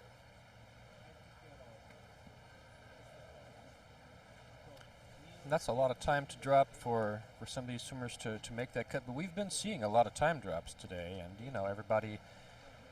everybody tapers, everybody gets ready for the big meets. So I've seen a lot of good swims today. Absolutely. And that is interesting. I know these young men are mostly probably in junior high, although there are probably some freshmen in high school, and you wonder. Sometimes if some of these athletes are doing other things. I mean, right now is a time living where baseball, lives, right? The baseball season has started for some of these athletes if they're doing other sports or maybe track, or in other states may have different spring sports. I know at our school right now we've got baseball and track and tennis all going on. So it's possible that they're trying to do 2 and maybe even sometimes 3 things at once, and that also might play into what this meet looks like for some of those athletes. Sure, and all of these guys have been swimming, have been training, 8-10 hours a week, 4 or 5 days a week, sometimes more. Since if they're 13, 14 now, they could have been in swim for 8 or 9 years or more. Sure. And there's winter swim, there's summer swim, there's the other seasons in between, right? So they've been putting in a lot of hours in the pool, and represents a huge amount of work. And they make it look easy out there, and I'm here to tell you it is not, because I get in the water and I go really slow. Well, and a lot of these swimmers too. For some of these swimmers, this is going to be the culmination of their year. They may not make those festival cuts they're looking for. This might be their final meet. And some of these swimmers is just the next step in the process to what would normally be nationals, and this year will be the festival swim. And then from festival, they may take a couple weeks off and then start looking at the USA long course season. Sure. So again, yes, you can swim as much as you want. And I would imagine that, probably at this level, we have a lot of all year long swimmers. Oh yeah. Yeah, I know our kids are in some swim or other just about year round. They're just a few couple week hiatus periods. But these are big meets in here, and I don't know about your kids, but mine will say that they're not nervous, that it's not a lot of pressure, but it is. They're lying, Sure. Yeah, and you wonder, you know, for kids, so some kids seem to shake that off, and some kids seem to eat it, to let it shake them a little bit, and some kids really, really love it. And so you wonder, again, how this lack of crowds and parents and fans affects kids. And my guess is, like we talked earlier, some of those kids probably it doesn't matter at all, and some it matters a lot, and some probably never have even thought about it. But yeah, I know I have one who will work and just train really, really, really diligently, and you know, gets the times, but the improvement comes slow, and it's hard work. It's a grind too. And I have another one who I'm always getting on to, like, you know, be more serious at practice, put the work in there, and then he'll show up and just knock out a great time out of nowhere and make me look like a fool. But you know. Kids have a way of doing that. Yes, they do. All right, it looks like we're heading on deck here with our first heat for the 100-yard freestyle. And again, the festival time is 49:15, and the meet record is 46:86. In our first heat of 5, in lane 4, we have Logan Bubbick from Fort Meigs. Yep. In lane 5, we have Daniel Coe from Lima, Ohio. And in lane 6, we have Braden Poland from Fort Meigs.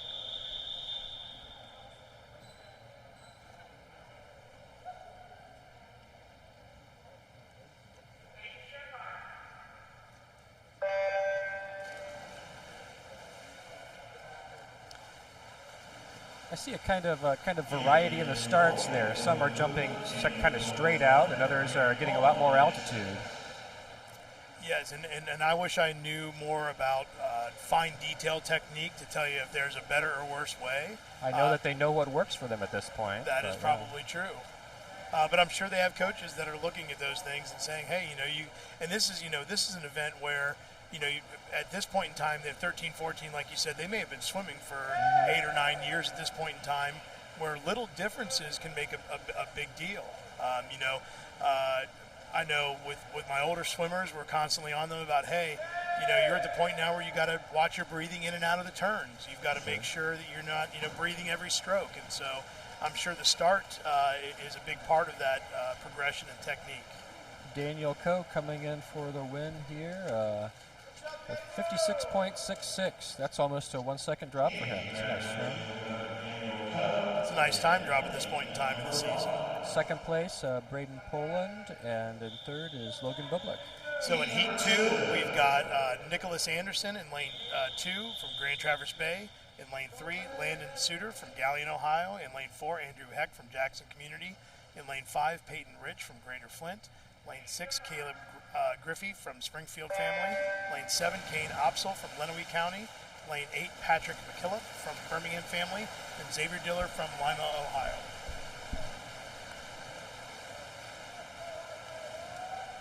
So again, lots of people coming off the wall. There's about 6 young men there that are all together, too close to call, coming into this first 50.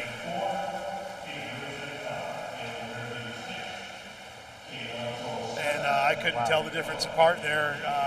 And with the splits, it looks like there's a 2:25.78. So, yep, and a 25.88. Yeah, all packed there. So we're starting to see a little bit of a lead here built up in lane 8 by Patrick McKillop. And maybe that evaporated there in the turn. 4, yeah, lane making 4 a move there. Yep. From Andrew Heck. So it looks like Andrew Heck is going to hold on, followed closely by lane 8 with Patrick McKillop. And the first place time was 52:51, which was a significant time drop, about close to 3 seconds it looks like. And our second place finish was, where did it go there? Lane 8, 53:56. So again, a nice time drop there. For Patrick McKillop there, Heat right? 3, lane 2, Zach May from Wheeling YMCA. Lane 3, Mark Holdridge from Farmington family. Lane 4, Ethan Mumma from Wapakoneta family. Lane 5, Trey Durstein from Orrville, Ohio. Lane, I misspoke there. Lane 5 is Isaiah Wyckoff from Wapakoneta family. I think it's Walkoff. I think so. Perhaps, That's sorry. Walkoff.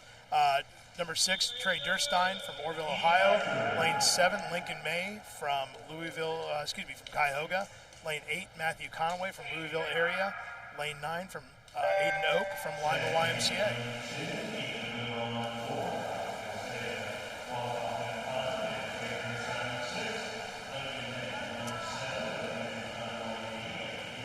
again, right there in the middle of the pool, lane 6.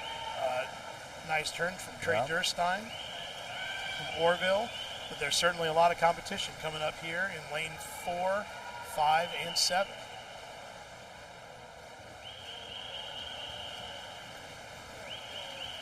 I think just about everybody's in the race at this point.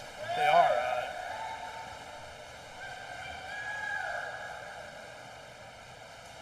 Again, nice turn from lane 6, which would be Trey Durstein.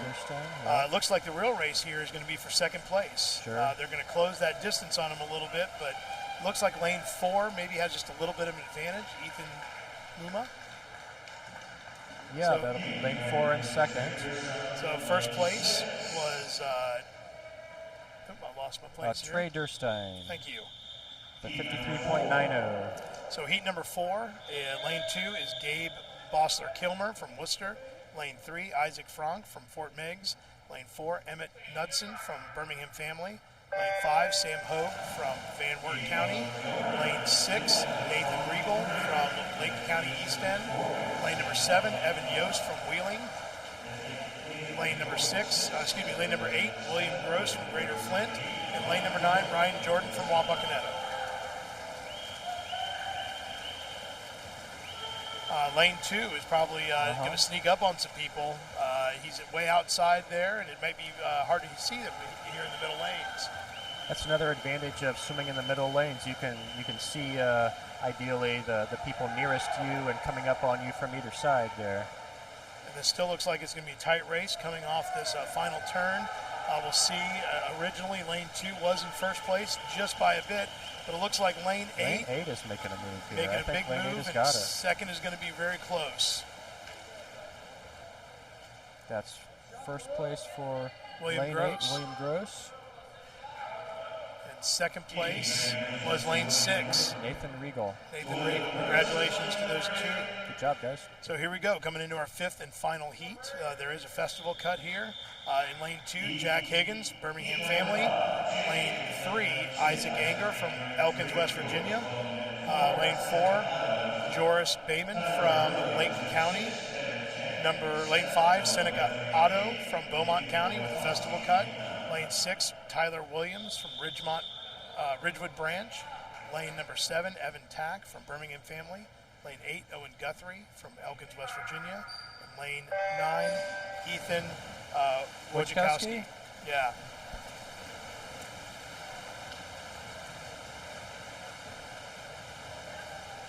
So again, Seneca looked like he was first to the wall, but they're followed pretty closely by a few other swimmers, but he's pulling away a little bit He's here. ahead here, yeah.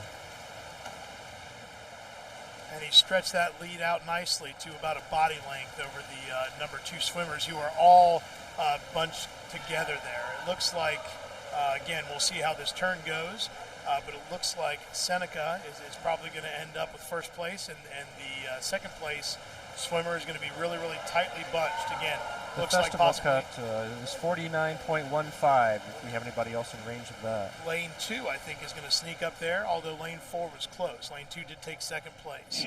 So Seneca Otto, time of 48:30, which lowered his time, actually, by about 7/10 of a second. And second place was Jack Higgins out in lane 2 with a time of 50:33, which is a 2-second drop, which is very significant at this point. And we have next up the 100-yard backstroke, scheduled for 1:47. Looks like we were running 1 to 2 minutes early, so that'll be right up here in a couple minutes.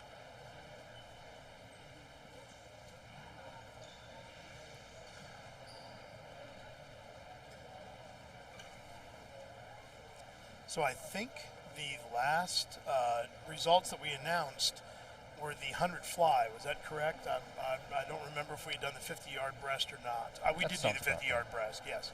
Eli Granke. So we're still waiting on final results for the 100 free, but as soon as we get those, we will get those out to you.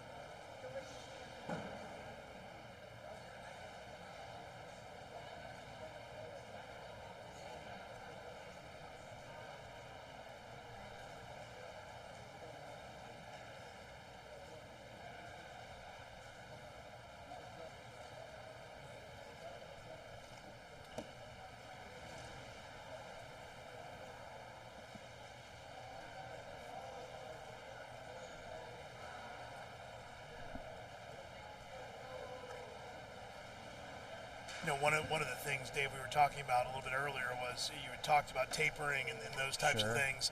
And I was just thinking about, some of these young men are probably freshmen in high school.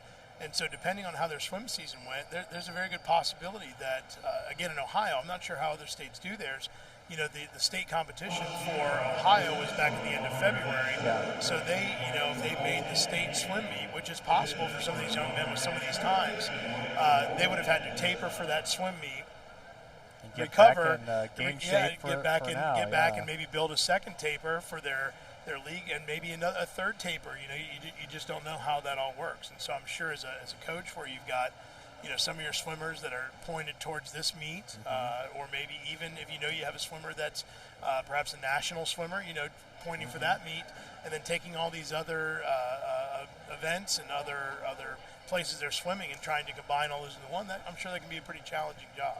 Yeah, and you can't just, as much as you'd like to, you can't just be at peak performance all the time. Yes.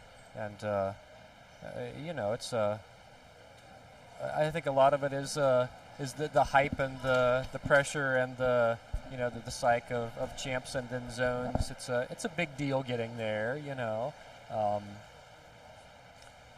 but also there's the physical element and the psychological element too. So you kind of keep the head in the game and not get burned out too. A whole lot of like high intensity meets in a row, or just like a whole lot of high intensity training can burn a swimmer out fast. Absolutely. And again, you're not quite sure what's going on in other places or in other states, but I know this year with all the virtual meets, my kids at least did a lot more meets than what we normally would have. We normally would have done 2 or 3 in a row and then taken a break and then done a couple more and taken a break. But because they were virtual, we our pool ran every meet every weekend this year. And so that's definitely a difference in what you would normally have. It did feel it felt a little harder to get psyched up for the virtual meets. You're swimming against the same people you know. Yeah, that's exactly right. They were so happy when we did actually get to do some meets in person, I think. So here we go with the 100-yard backstroke. There is a festival cut here at 54.96. The meet record is 52.01 from Alexander Margarno. I probably butchered that one again, but from Birmingham, Michigan, with 52.01. We have Heat 1 coming out on deck here. Looks like we have Maybe swimmers. just 2 swimmers. Okay, it looks like Michael Drells in lane 4 from Birmingham Family Y, and Isaiah Wakoff from Wapak.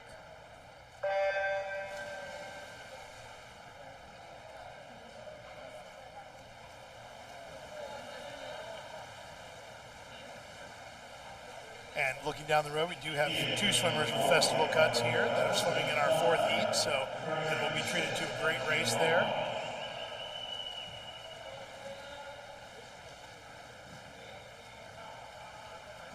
Backstroke always seems, I have one of my kids that loves to backstroke. That's kind of her thing to do.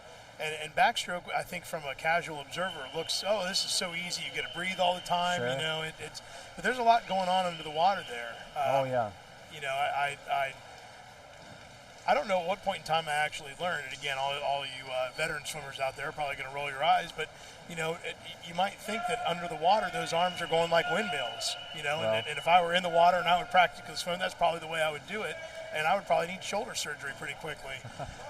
But they get to that water and then they pull down their sides. And so for young swimmers, that's a big deal when you first learn that. That's a difference in stroke and difference in technique. That's a 101.92 for Michael Drells. That's a substantial time drop there. It's 8 seconds or so. Isaiah Wakoff posts 106.56, looks like. So here we go. Heat 2 in lane 2 is Drew Gessner from Miami County. In lane 3 is AJ Farner from Birmingham Family. In lane 4 is Caleb Smesko from Green Family. In lane 5 is Jackson Bullis from Lima, Ohio. In lane 6 is Nathan Regal from Lake County East End. Lane 7, Cade Opsel from Lenawee County. In lane 8, Aiden Oak from Lima. Strong start down there in lane 2 from Drew Gessner. And again, you can breathe all the time in backstroke, but it's very hard to turn your head. I would imagine it's very hard to see those outer lanes when you're doing the backstroke. Maybe you can get sideways glances at the lanes next to you, but that's going to be difficult to see that far out.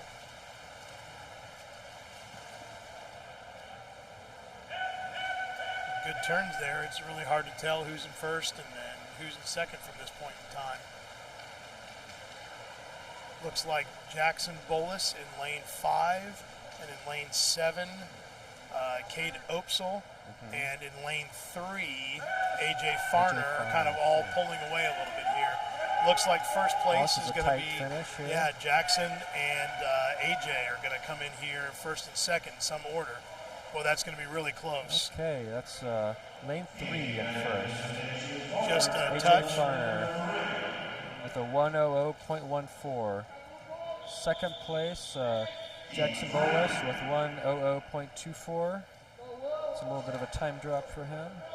Third place is lane 7, Cade Opsel with a 1:01.13.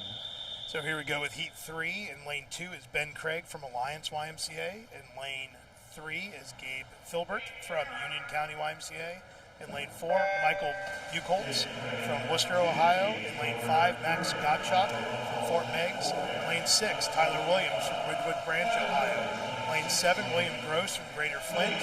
Lane 8, Ryan Jordan from Wapak. And finally in lane 9 from RJ Bennett from Farmington Family. It does look like lane 8, Ryan Jordan decided not to swim this one. So into that first 50, lane 6 was Tyler Williams with the early lead.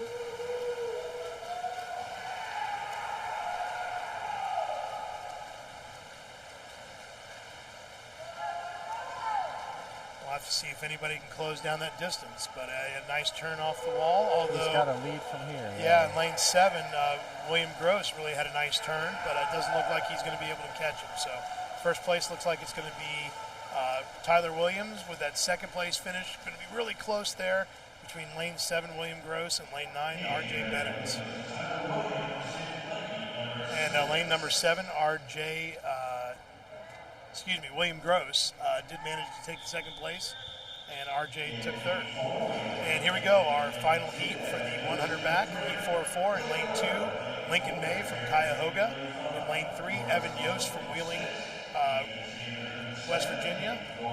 Lane 4, Blake Rowe from Grand Traverse Bay. Lane 5, Jarrett Payne from Springfield Family. Lane 6, Joris Bayman from Lake County. Lane 7, Ethan Sanders from Steubenville County. Lane 8, Hayden Gould from Lenawee County. And finally, lane 9, Emmett Knudsen from Birmingham Family. And both Jarrett and Joris have festival cuts here. And I believe Jarrett was our record setter back in the 50 free. So he's back again. He's several seconds away from that backstroke record. It's 52.01, but I'm sure he's probably put his sights on that. Actually, he's within about a half a second of that, so I'm sure he's probably headed out for that. And by the lead he's taken here, he is really getting after it. He is underwater for half the pool there. He's getting a lot of momentum off of that. That's a very, very, very hard skill to master. Again, from my young one who's trying to get underwater to the flags, being able to take it to half the pool is a big deal.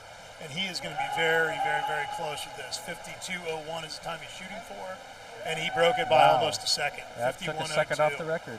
That's fantastic. Congratulations. Again, all these are unofficial, but I would guess that with the swimmer of his experience, it shouldn't be an issue. Congratulations to Jarrett.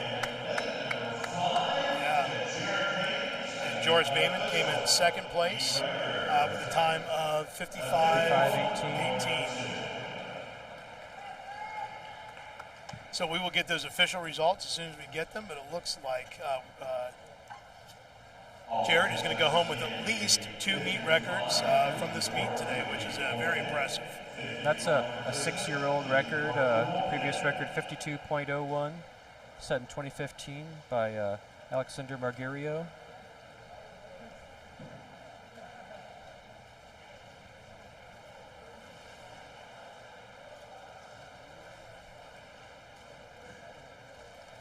So again, we've got about 7 minutes here before we hit our next event.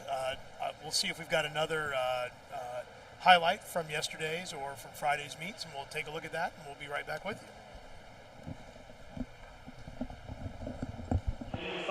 Of three, third of three, Josie Wise of Springfield Family, Ohio in lane 2, Riley Brown of Springfield Family, Ohio, lane 3, Hannah Higgins of North Canton Community in lane 4, Madison Helmick, Burlington Family, Michigan, lane 5, Madeline McGee, Rapid Area, Michigan, lane 6, Lily Diltz, Youngstown, Ohio, lane 7, Lauren Hetman, Kaufman Family, Ohio, lane 8, and Madeline Keegley, Benton Harbor, Michigan, lane 9.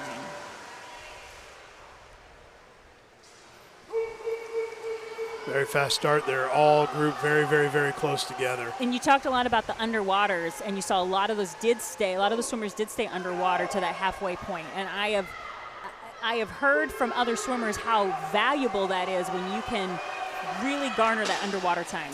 It reduces friction from what I understand. And so, that's a big thing with these swimmers is you think, well, they're in water, but friction does play a big part in what their times are and how well they swim.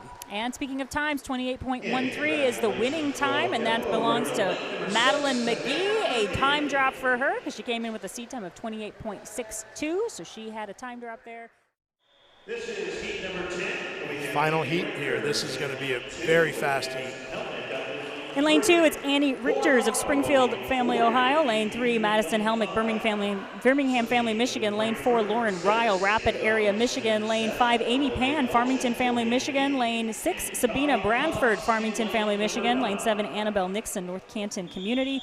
Lane 8, Olivia Elgin, Green Family. And lane 9, Colleen Cox, Darke County. Every single one of these swimmers have already swam the festival qualifying time, which is a 25.18. But these swimmers are all in the 24s and 23s. Teammates there in lane 5 and 6 from Farmington. They again have a pretty good program going. It looks like Amy Pan is coming in here with the lead. Very, very close group coming in second. It's hard to tell, but I think Amy Pan is going to hold on to that lead in lane 5. 23.88 is her time. Congratulations to her. Second place, right next to her, 24.73 from Sabina Bradford. In heat number 10, we have Kate Hildebrand up in lane 2. Sophie Baker will be in lane 3. Alyssa Hine is in lane 4. And Teresa Guerrero in 5. Sarah Morrison in lane 6. Natalie Sanders in lane 7. Jamie Mills will be in lane 8. And Penelope Durr in lane number 9. Next up for our last heat of 10, we have Kate Hildebrand in lane 2, Sophie Baker in 3, Alyssa Hine in 4, Teresa Garono in 5, Sarah Morrison in 6, Natalie Sanders in 7, Janie Mills in 8, and Penelope Durr in 9. All of these swimmers already have their A cut. We have one festival cut already here. The cut time for festival is 25:18. All of these ladies have a zone cut of a 25 point something, so it's a really close race.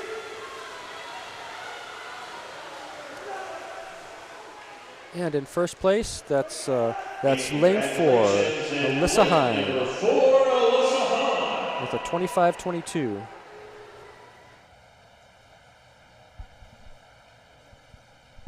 So while we're waiting for our results for our 100 back, they are not officially in yet. Maybe we can take a look at the team scores again and see what we can see there, see if there's any changes. Maybe we'll do the top 8 this time so we have a little bit more time. So in 8th place is Green Family YMCA with 570 points. In 7th place is Grand Traverse Bay YMCA with 597 points. In 6th place is Youngstown, Ohio YMCA with 611 points. In 5th place is Springfield Family YMCA with 687.5 points. In 4th place is Greater Flint YMCA with 690.5 points. In 3rd place is Rapid Area YMCA with 778.5 points. In 2nd place is Fort Meigs YMCA with 1,415 points. And in 1st place, as of right now, is Birmingham Family YMCA with 1,455 points. So a lead change happened there sometime while we were doing our boys 13-14. So with 2 age groups left and 3 events here, Birmingham has taken over the lead for the team results.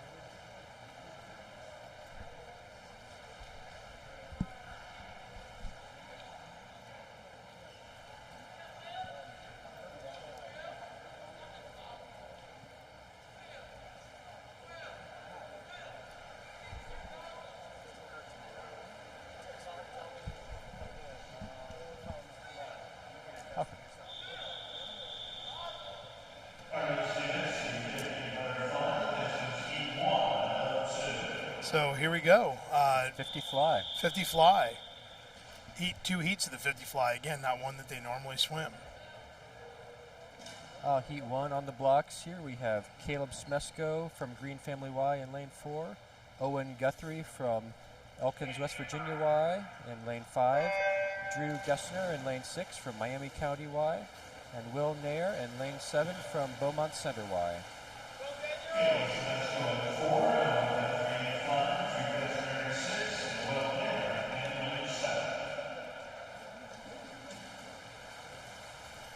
So heading in first here in lane 5 is Owen Guthrie, followed very closely by Drew Gessner. And Owen comes in with a time of 26:52, and in lane 6 is Drew Gessner with a time of 27:97. So nice time drops for those two.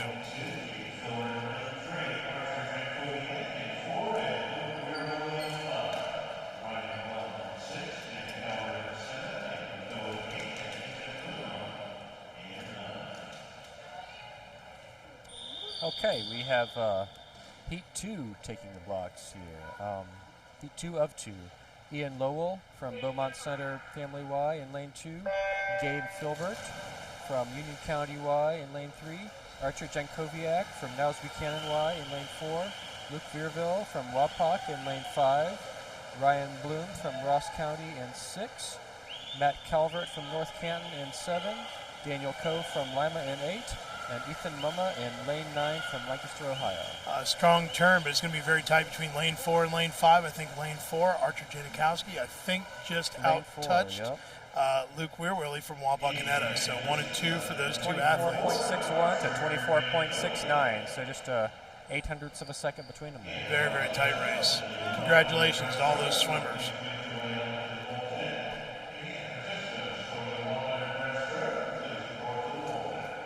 So they are calling the 100 breaststroke down in the bullpen. So we are getting much, much closer to being done. Just 2 events left, the 100 breaststroke and then our 200 free relay. Yep.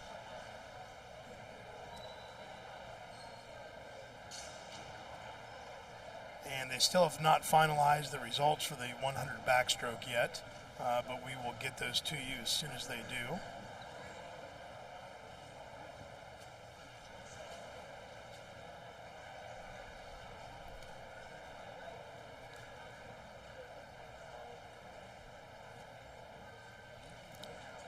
They may be waiting on some timer sheets or some other things if there's a difference between the touchpad and the backup button. So, you can have one athlete that maybe just has a little bit of disparity in their touchpad time and their backup time. The standard is 0.3 of a second. So if there's 0.3 of a second difference between the touchpad and the button time, then you've got to go to the backup watches. So that might be one of the things that's holding those times up, or sometimes you never know what's going on there. But again, we'll get those final results in the 100 back as soon as we can get those to you.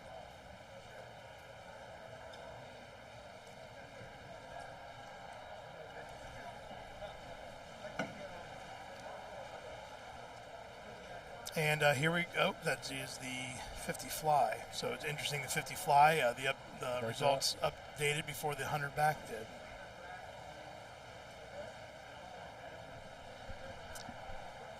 But it looks like the 100 back just became final. So I'll go ahead and read those, Dave, and I'll leave you the 50 fly, if that's all right.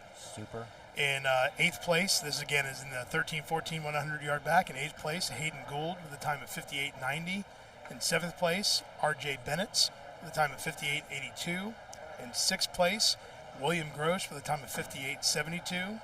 In 5th place, Ethan Sanders with a time of 58.12. 4th place, Tyler Williams with a time of 56.28. 3rd place, Joris Bayman with a time of 55.99. 2nd place was Blake Rowe with a time of 55.18. And in 1st place with a new meet record is Jarrett Payne with a time of 51.02. He dropped 1.47 seconds in that record-setting race. So congratulations, Jarrett. Yeah, we also have results for the 50 fly up. Starting down in 12th, Will Nair finished with a 30.25. That's a second and a half off for him. Caleb Smesko in 11th with a 28.91. Ian Lowell in 10th with a 28.79. Drew Gessner in 9th with a 27.97.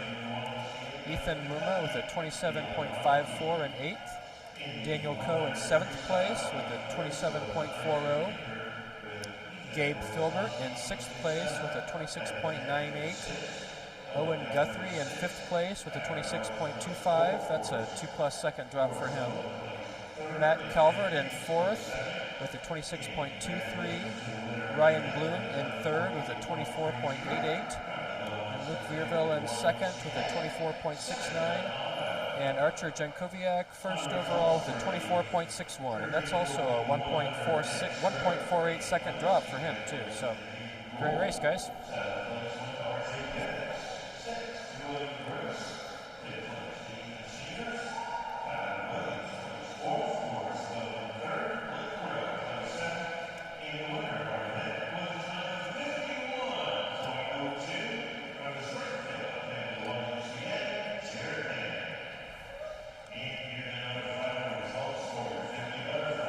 So just while they're announcing the results here at the pool for everyone to hear, we will be starting the backstroke at about 2:12, so it's about another 7 minutes.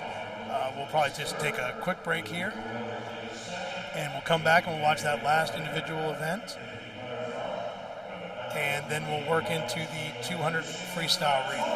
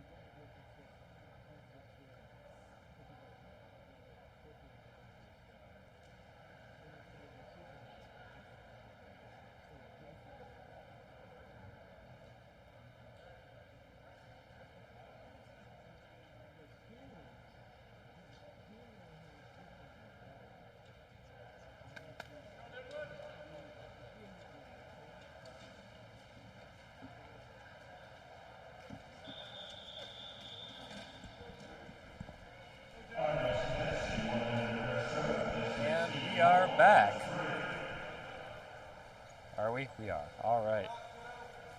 We have heat 1 of the 100 breast lining up here. That's Thomas Coe in lane 2, Joshua Danforth in lane 3, Patrick McKillop in lane 4, Trey Nicoli in lane 5, Caleb Griffey in lane 6, Cooper Kowalski in lane 7, Nicholas Lohman in 8, and Dominic D'Erico in lane 9. I always think it's interesting in the 100 breast because you can definitely see a difference in styles. There are some athletes who really come up high out of the water and drive forward. There are some that stay a little bit lower.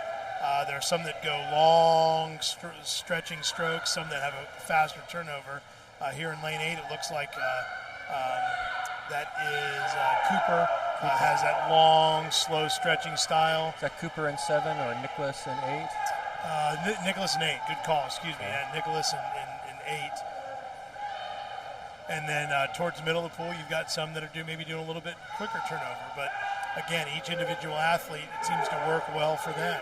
4 and 5 are really close here. That's Patrick McKillop and Trey Nicoli. That's going to be really close. It looks Is like that, Trey got in Nicoli? just in front. Correct. 106.78 for him for first place. That's about a second off for him. Yeah, and 106.79, so a hundredth of a second difference Yep, a between hundredth first of and a second. second. Really, really close.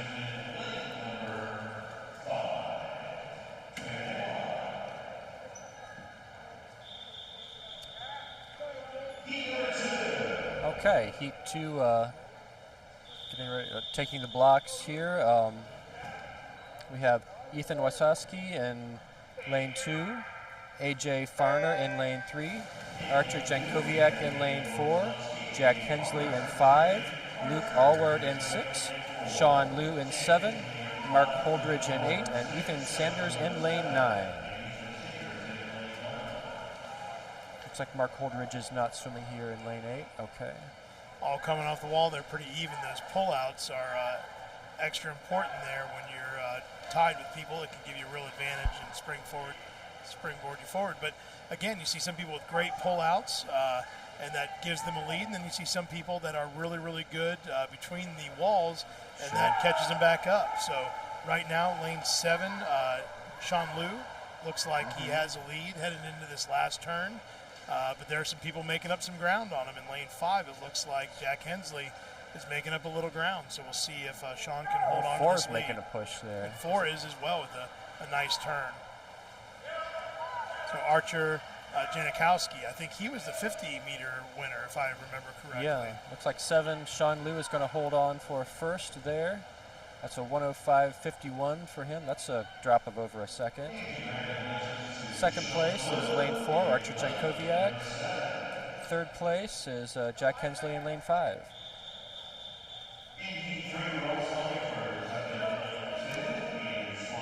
Coming up next is heat 3 of 3. Now we have one swimmer with a festival cut already in here. The festival cut is 102.10. So we have some others who will be gunning to make that cut. We have Ross Honigford in lane 2, Andrew Schweikert in lane 3, Will McMasters in 4, Jarrett Payne in 5, Eli Granke in 6, Isaac Anger in 7, Evan Tack in 8, and Joseph Viter in 9. And Jarrett Payne's already broken 2 records today. He's going to have to drop a significant amount of time at 58.97 to get to that 100 breaststroke time. But after breaking 2 already, I guess we shouldn't put anything past him. See if he has enough energy. Yeah, 4, 5, and 6 are all right there together. But Jarrett Payne in 5 already has his festival cut, and Will McMasters and Eli Granke on either side of him are gunning for that cut time too. Eli Granke maybe taking a little ahead. bit of a lead going into this last turn. It's going to be close. When they hit the wall almost at the same time, it's going to be a sprint to the finish. Jarrett seems to have a little bit farther distance on his pullout, but it's going to be really close with Eli. I think Jarrett's going to manage to hold him off. That's Jarrett in first, lane 5, with a 1:00.85. In second place That's lane 6 with a 101.50. And that is second place, lane 6, Eli Granke. That will make his festival cut. He's going to be pleased about that. In third place, that's lane 4, Will McMasters with a 102.88. And congratulations to Jared. That's 3 wins in 3 individual events at least. That's a pretty good day. That's a big meet to sweep things at. It is a very big meet to sweep things at. Good luck to him as he heads to his festival site, wherever that may be. He is, again, Springfield, Ohio, so I would imagine he's going to jump down the road a little bit to Miami. Yeah, and I would guess he's probably pretty familiar with that facility, being that close. They won't have to travel far. Good to hear. Okay, so that was the 100 breast. We have one event left, the 200 free relay, scheduled to go at 2:27, so we have a few minutes. And we'll get you results for the 100 breast as soon as we can get those in. And then we'll maybe update some team scores before the last event there.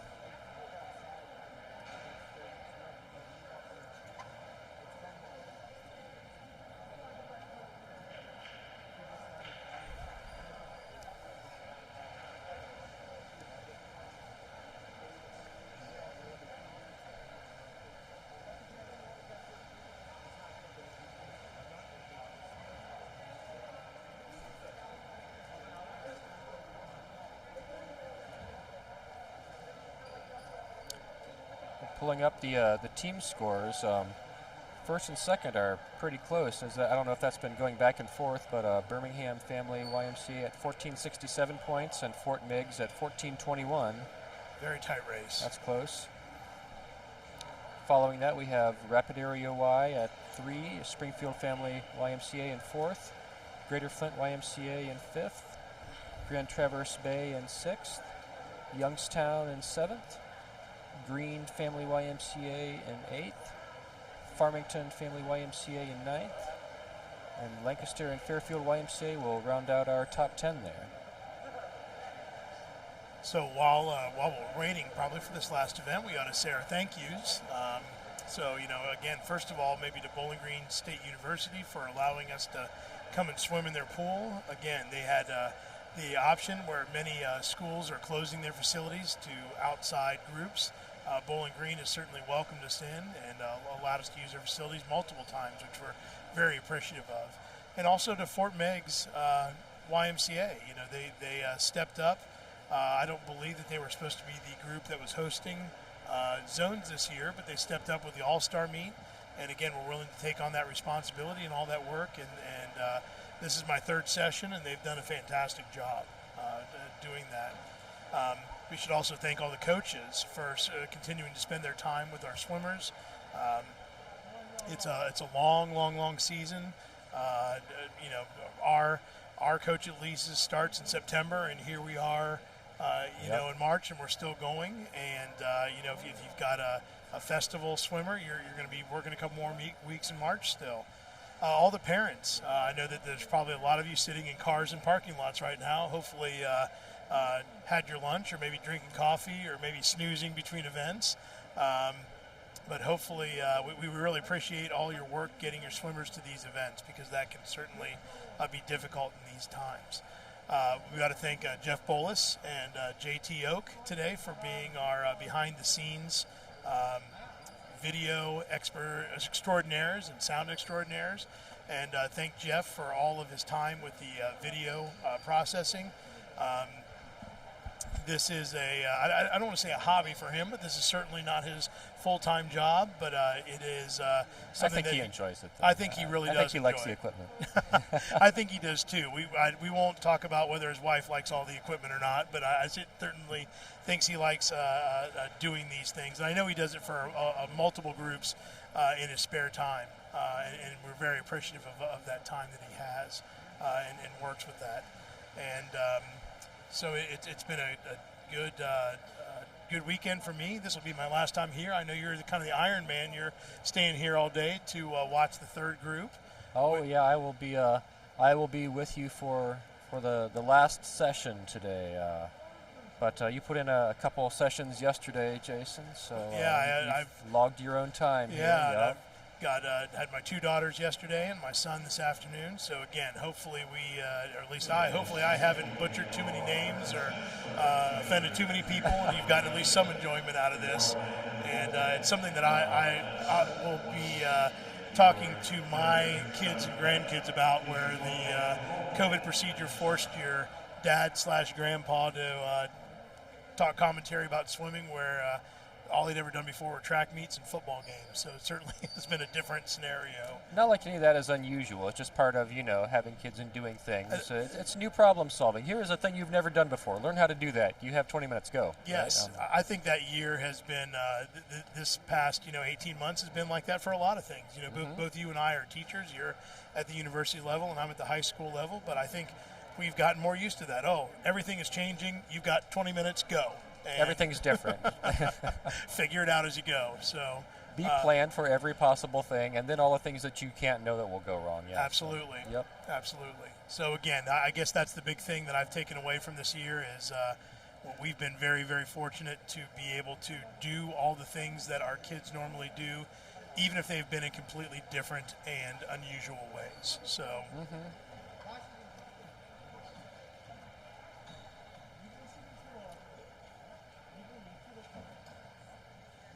A lot of people putting in a lot of work to make the things still happen and make things like this happen safely and responsibly and all that too. So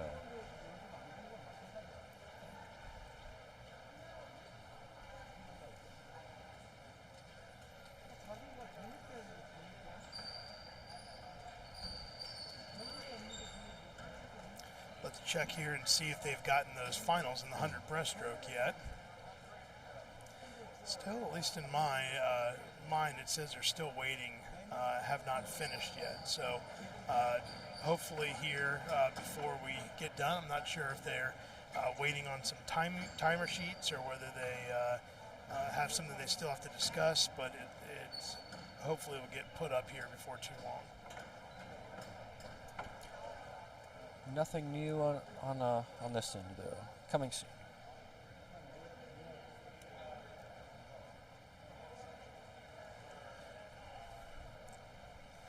Working the computers for a lot of our meets this year. There are even electronics seem to have been reacting to the COVID, the COVID scenario. You know, we have the scoreboard that's kind of glitchy.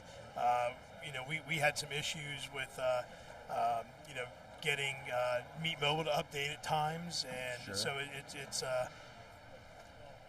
And there was a time where the everything broke. Yes, right? there was one meet where the everything broke. And fortunately, it didn't.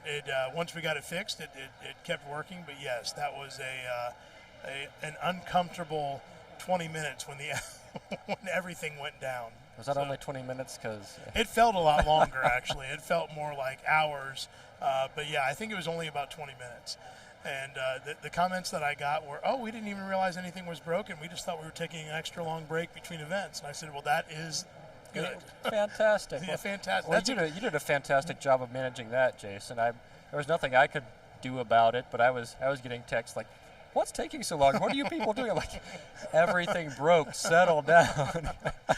Yes. We're fixing it. Yeah, and then like we said, this is very much a sport of people and times and interaction amongst people, but there's also a lot of technical things that go on in the background, and like most technical things, the best part about the technology is when you don't notice it's there. And so when things don't work, then obviously that's when you start to notice when those things happen. I just expect things to work, right? Yes. Is that so wrong? You know? No, but I think that's a lot of technology. It works great while it works, and then when it malfunctions, then that's when you start to sweat a little bit and get uncomfortable. But it looks like we're bringing our last event out on deck here, the 13-14 200-yard freestyle. We're going to have 2 heats here. There is a meet record for this. It was set back in 2016 by Rapid Area YMCA. That time was a 1:28.61. So 1:28.61. which would be about 12 seconds ahead of what the A cut was. So Wow. that group of young men at that point in time were moving.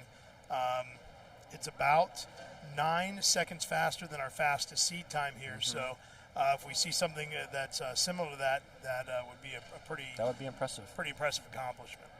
In our first heat here in lane 4, we have Steuben County YMCA A. In lane 5, we have Lenawee County, Michigan, and Team A. In lane 6, we have Worcester, Ohio, Team A, and Rapid Area YMCA. In lane 7, also Team A. I think these are all teams in this relay in both heats, but I've noticed in some of these events that some of these teams are bringing A and B teams to zones, which is just pretty. That's some impressive depth, Absolutely, and that's one thing that I don't get a really good sense of, from just seeing a lot of these teams once a year. I don't quite know how big some of those teams are. That there are probably swimmers here that are on teams that are, maybe 10, 15, 20 swimmers, and maybe there are teams that are here that have 200 swimmers. So obviously the bigger team you have, probably the better chance you have of getting multiple people, and you've got some good training partners. So after that first 50, it looks like lane 6 Worcester is taking the lead. It's really hard to tell here between second and third place. And third swimmer going in, it looks like Worcester still has a lead. But again, all these swimmers have different strengths and weaknesses, and there's a lot of strategy into these. Where do you put your strong swimmers, and where do you put your finishers? I know I talked a lot about with one of the other announcers about, is your best swimmer first or last? And so there's a lot of conversations about how that might happen. But as we're going into our final swimmer, it looks like Worcester is still holding on to their lead, followed very closely by all 3 other teams. I know back in track, maybe you can speak to that too. We usually load the relays with fastest in anchor, or second fastest in first, and third and fourth fastest in the middle there. But you can shake that up strategically too. Absolutely. So it looks like the finish lane 6 is going to come in first, Worcester, Ohio. Lane 5, Lenawee County, and lane 7, Rapid Area YMCA. So first place with 142. That's a pretty significant time drop. Took about 3 seconds after. So yeah, congratulations. So here we go with our. We'll wait a second here, but yeah, as you were talking about strategy there, again, there might be kids that are really, really, really good at starting, and so regardless of what their seed times are, maybe you want that athlete starting, or there might be kids that are much, much, much better getting that.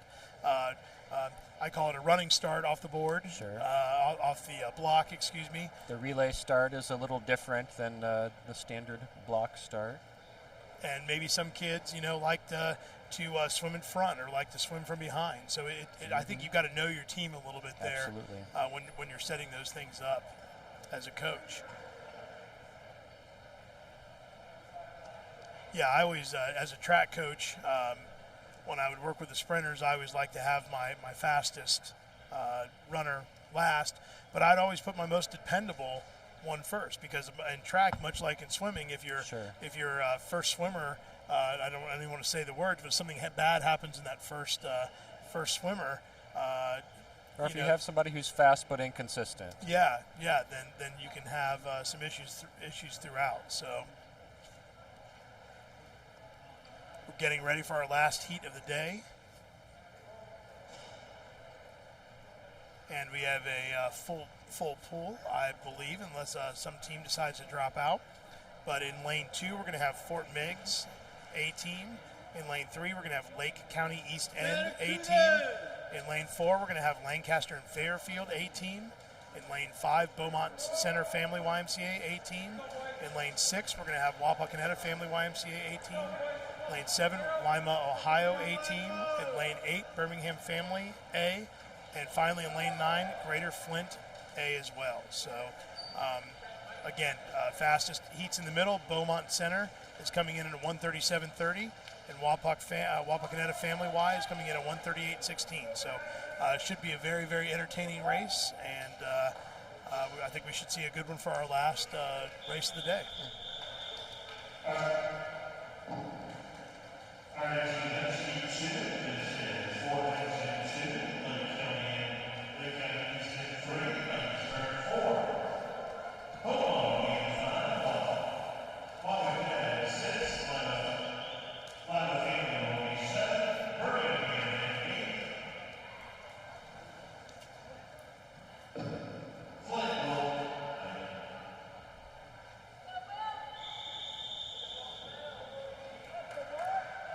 And again, we'd love to give you names, but we don't have those in front of you, so we'll just have We to do refer not. to your swimmers as teams.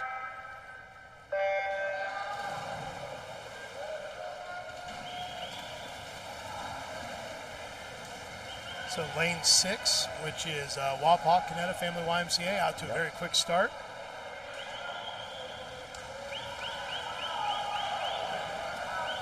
Like lane 4 and lane 9 moving up after that. Absolutely. First exchange, Wapak is first to the wall, 4 and 9 pretty close to call. Not a lot of swimmers in the water after that.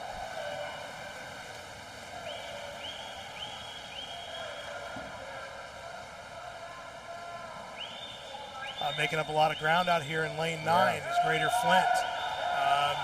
It's going to be close I between think Wapak. 9's pulling ahead here. I think they are, just by a half a length maybe. Lane 9 and lane 6 in the water about the same time. Again, followed by a lot of other swimmers. From So- here, it looks like the race is between Wapak and Greater Flint, but Yeah, it can certainly change. there's Here still another coming in the leg, last swimmer. yeah. But I'm not sure again. I think that's a long way for lane 6 to be able to see where he's at. But I think Wapak's going to pull in just a little bit ahead. Wow, look at that start in lane 6. Yeah, I think that is our, that might be Otto, who was our second place finisher. There's from the a anchor few. swimmer, right? Yeah. Well, that is something else to see. Yeah, because he went in that water like he was shot out of a cannon. So it looks like the race now Made is that for up second there. place between Wapak and area. Oh, boy, so tight. But it does look like Greater Flint pulled out the second place finish, and Wapakoneta took third place. So in First place for Beaumont Center there in lane 5, yeah. That's a 134.65 for that first place finish. And that was about a 2.5 second drop off of their seed time. And that's pretty impressive this late in the season to be able to drop time like that. I was checking to see if we had results for our 100 breast yet, and unfortunately we do not. So I think we're going to have to go to the break between meets with no finals there, although it does look like the 200 free relay has been completed. So we'll give you results for that quickly, and maybe while we're doing that, we will have the 100 breast pop up there. But in the 200 free relay, in 8th place was Lima YMCA with a time of 1:43.27. 7th place, Worcester, Ohio, 1:42.70. 6th place, Lake County East End with a 1:40.53. 5th place, Birmingham Family with a 1:39.89. In 4th place, Lancaster and Fairfield YMCA with a 1:39.88. 3rd place, Wapakoneta Family YMCA with a 1:36.89. 2nd place, Greater Flint with a 1:36.86. And finally, in 1st place, Beaumont Center YMCA with a 1:34.65. So congratulations to all those relay teams, and great job today, all these swimmers. Any luck, Dave, with the breaststroke? We just now had the breaststroke pop up. Fantastic. I'll read that off. We'll go through the top 10 here. Ross Honingford in 10th place with a 106.57. Again, this is the 100-yard breaststroke. Jack Hensley in 9th place with a 106.51. Archer Jankowiak in 8th with a 106.17. Isaac Anger in 7th with a 105.59. Sean Liu in 6th with a 105.51. Evan Tack in 5th with a 104.80. Joseph Whiter in 4th with a 104 flat. Will McMasters in 3rd with a 102.88. Eli Grenke in 2nd with a 101.50. And Jarrett Payne first overall with 100.85. So I think from everyone here at Bowling Green, we appreciate you tuning in. And if you've got any athletes tonight, Dave will look forward to talking to you in the 12 and under session. Yeah, I'll be back, and I'll be back for that session for 12 and unders. So, see you then. And What is our start time for that session? I think it's about between 3 and 4 o'clock, somewhere in that area. You have that data. We'll see you then. See you soon.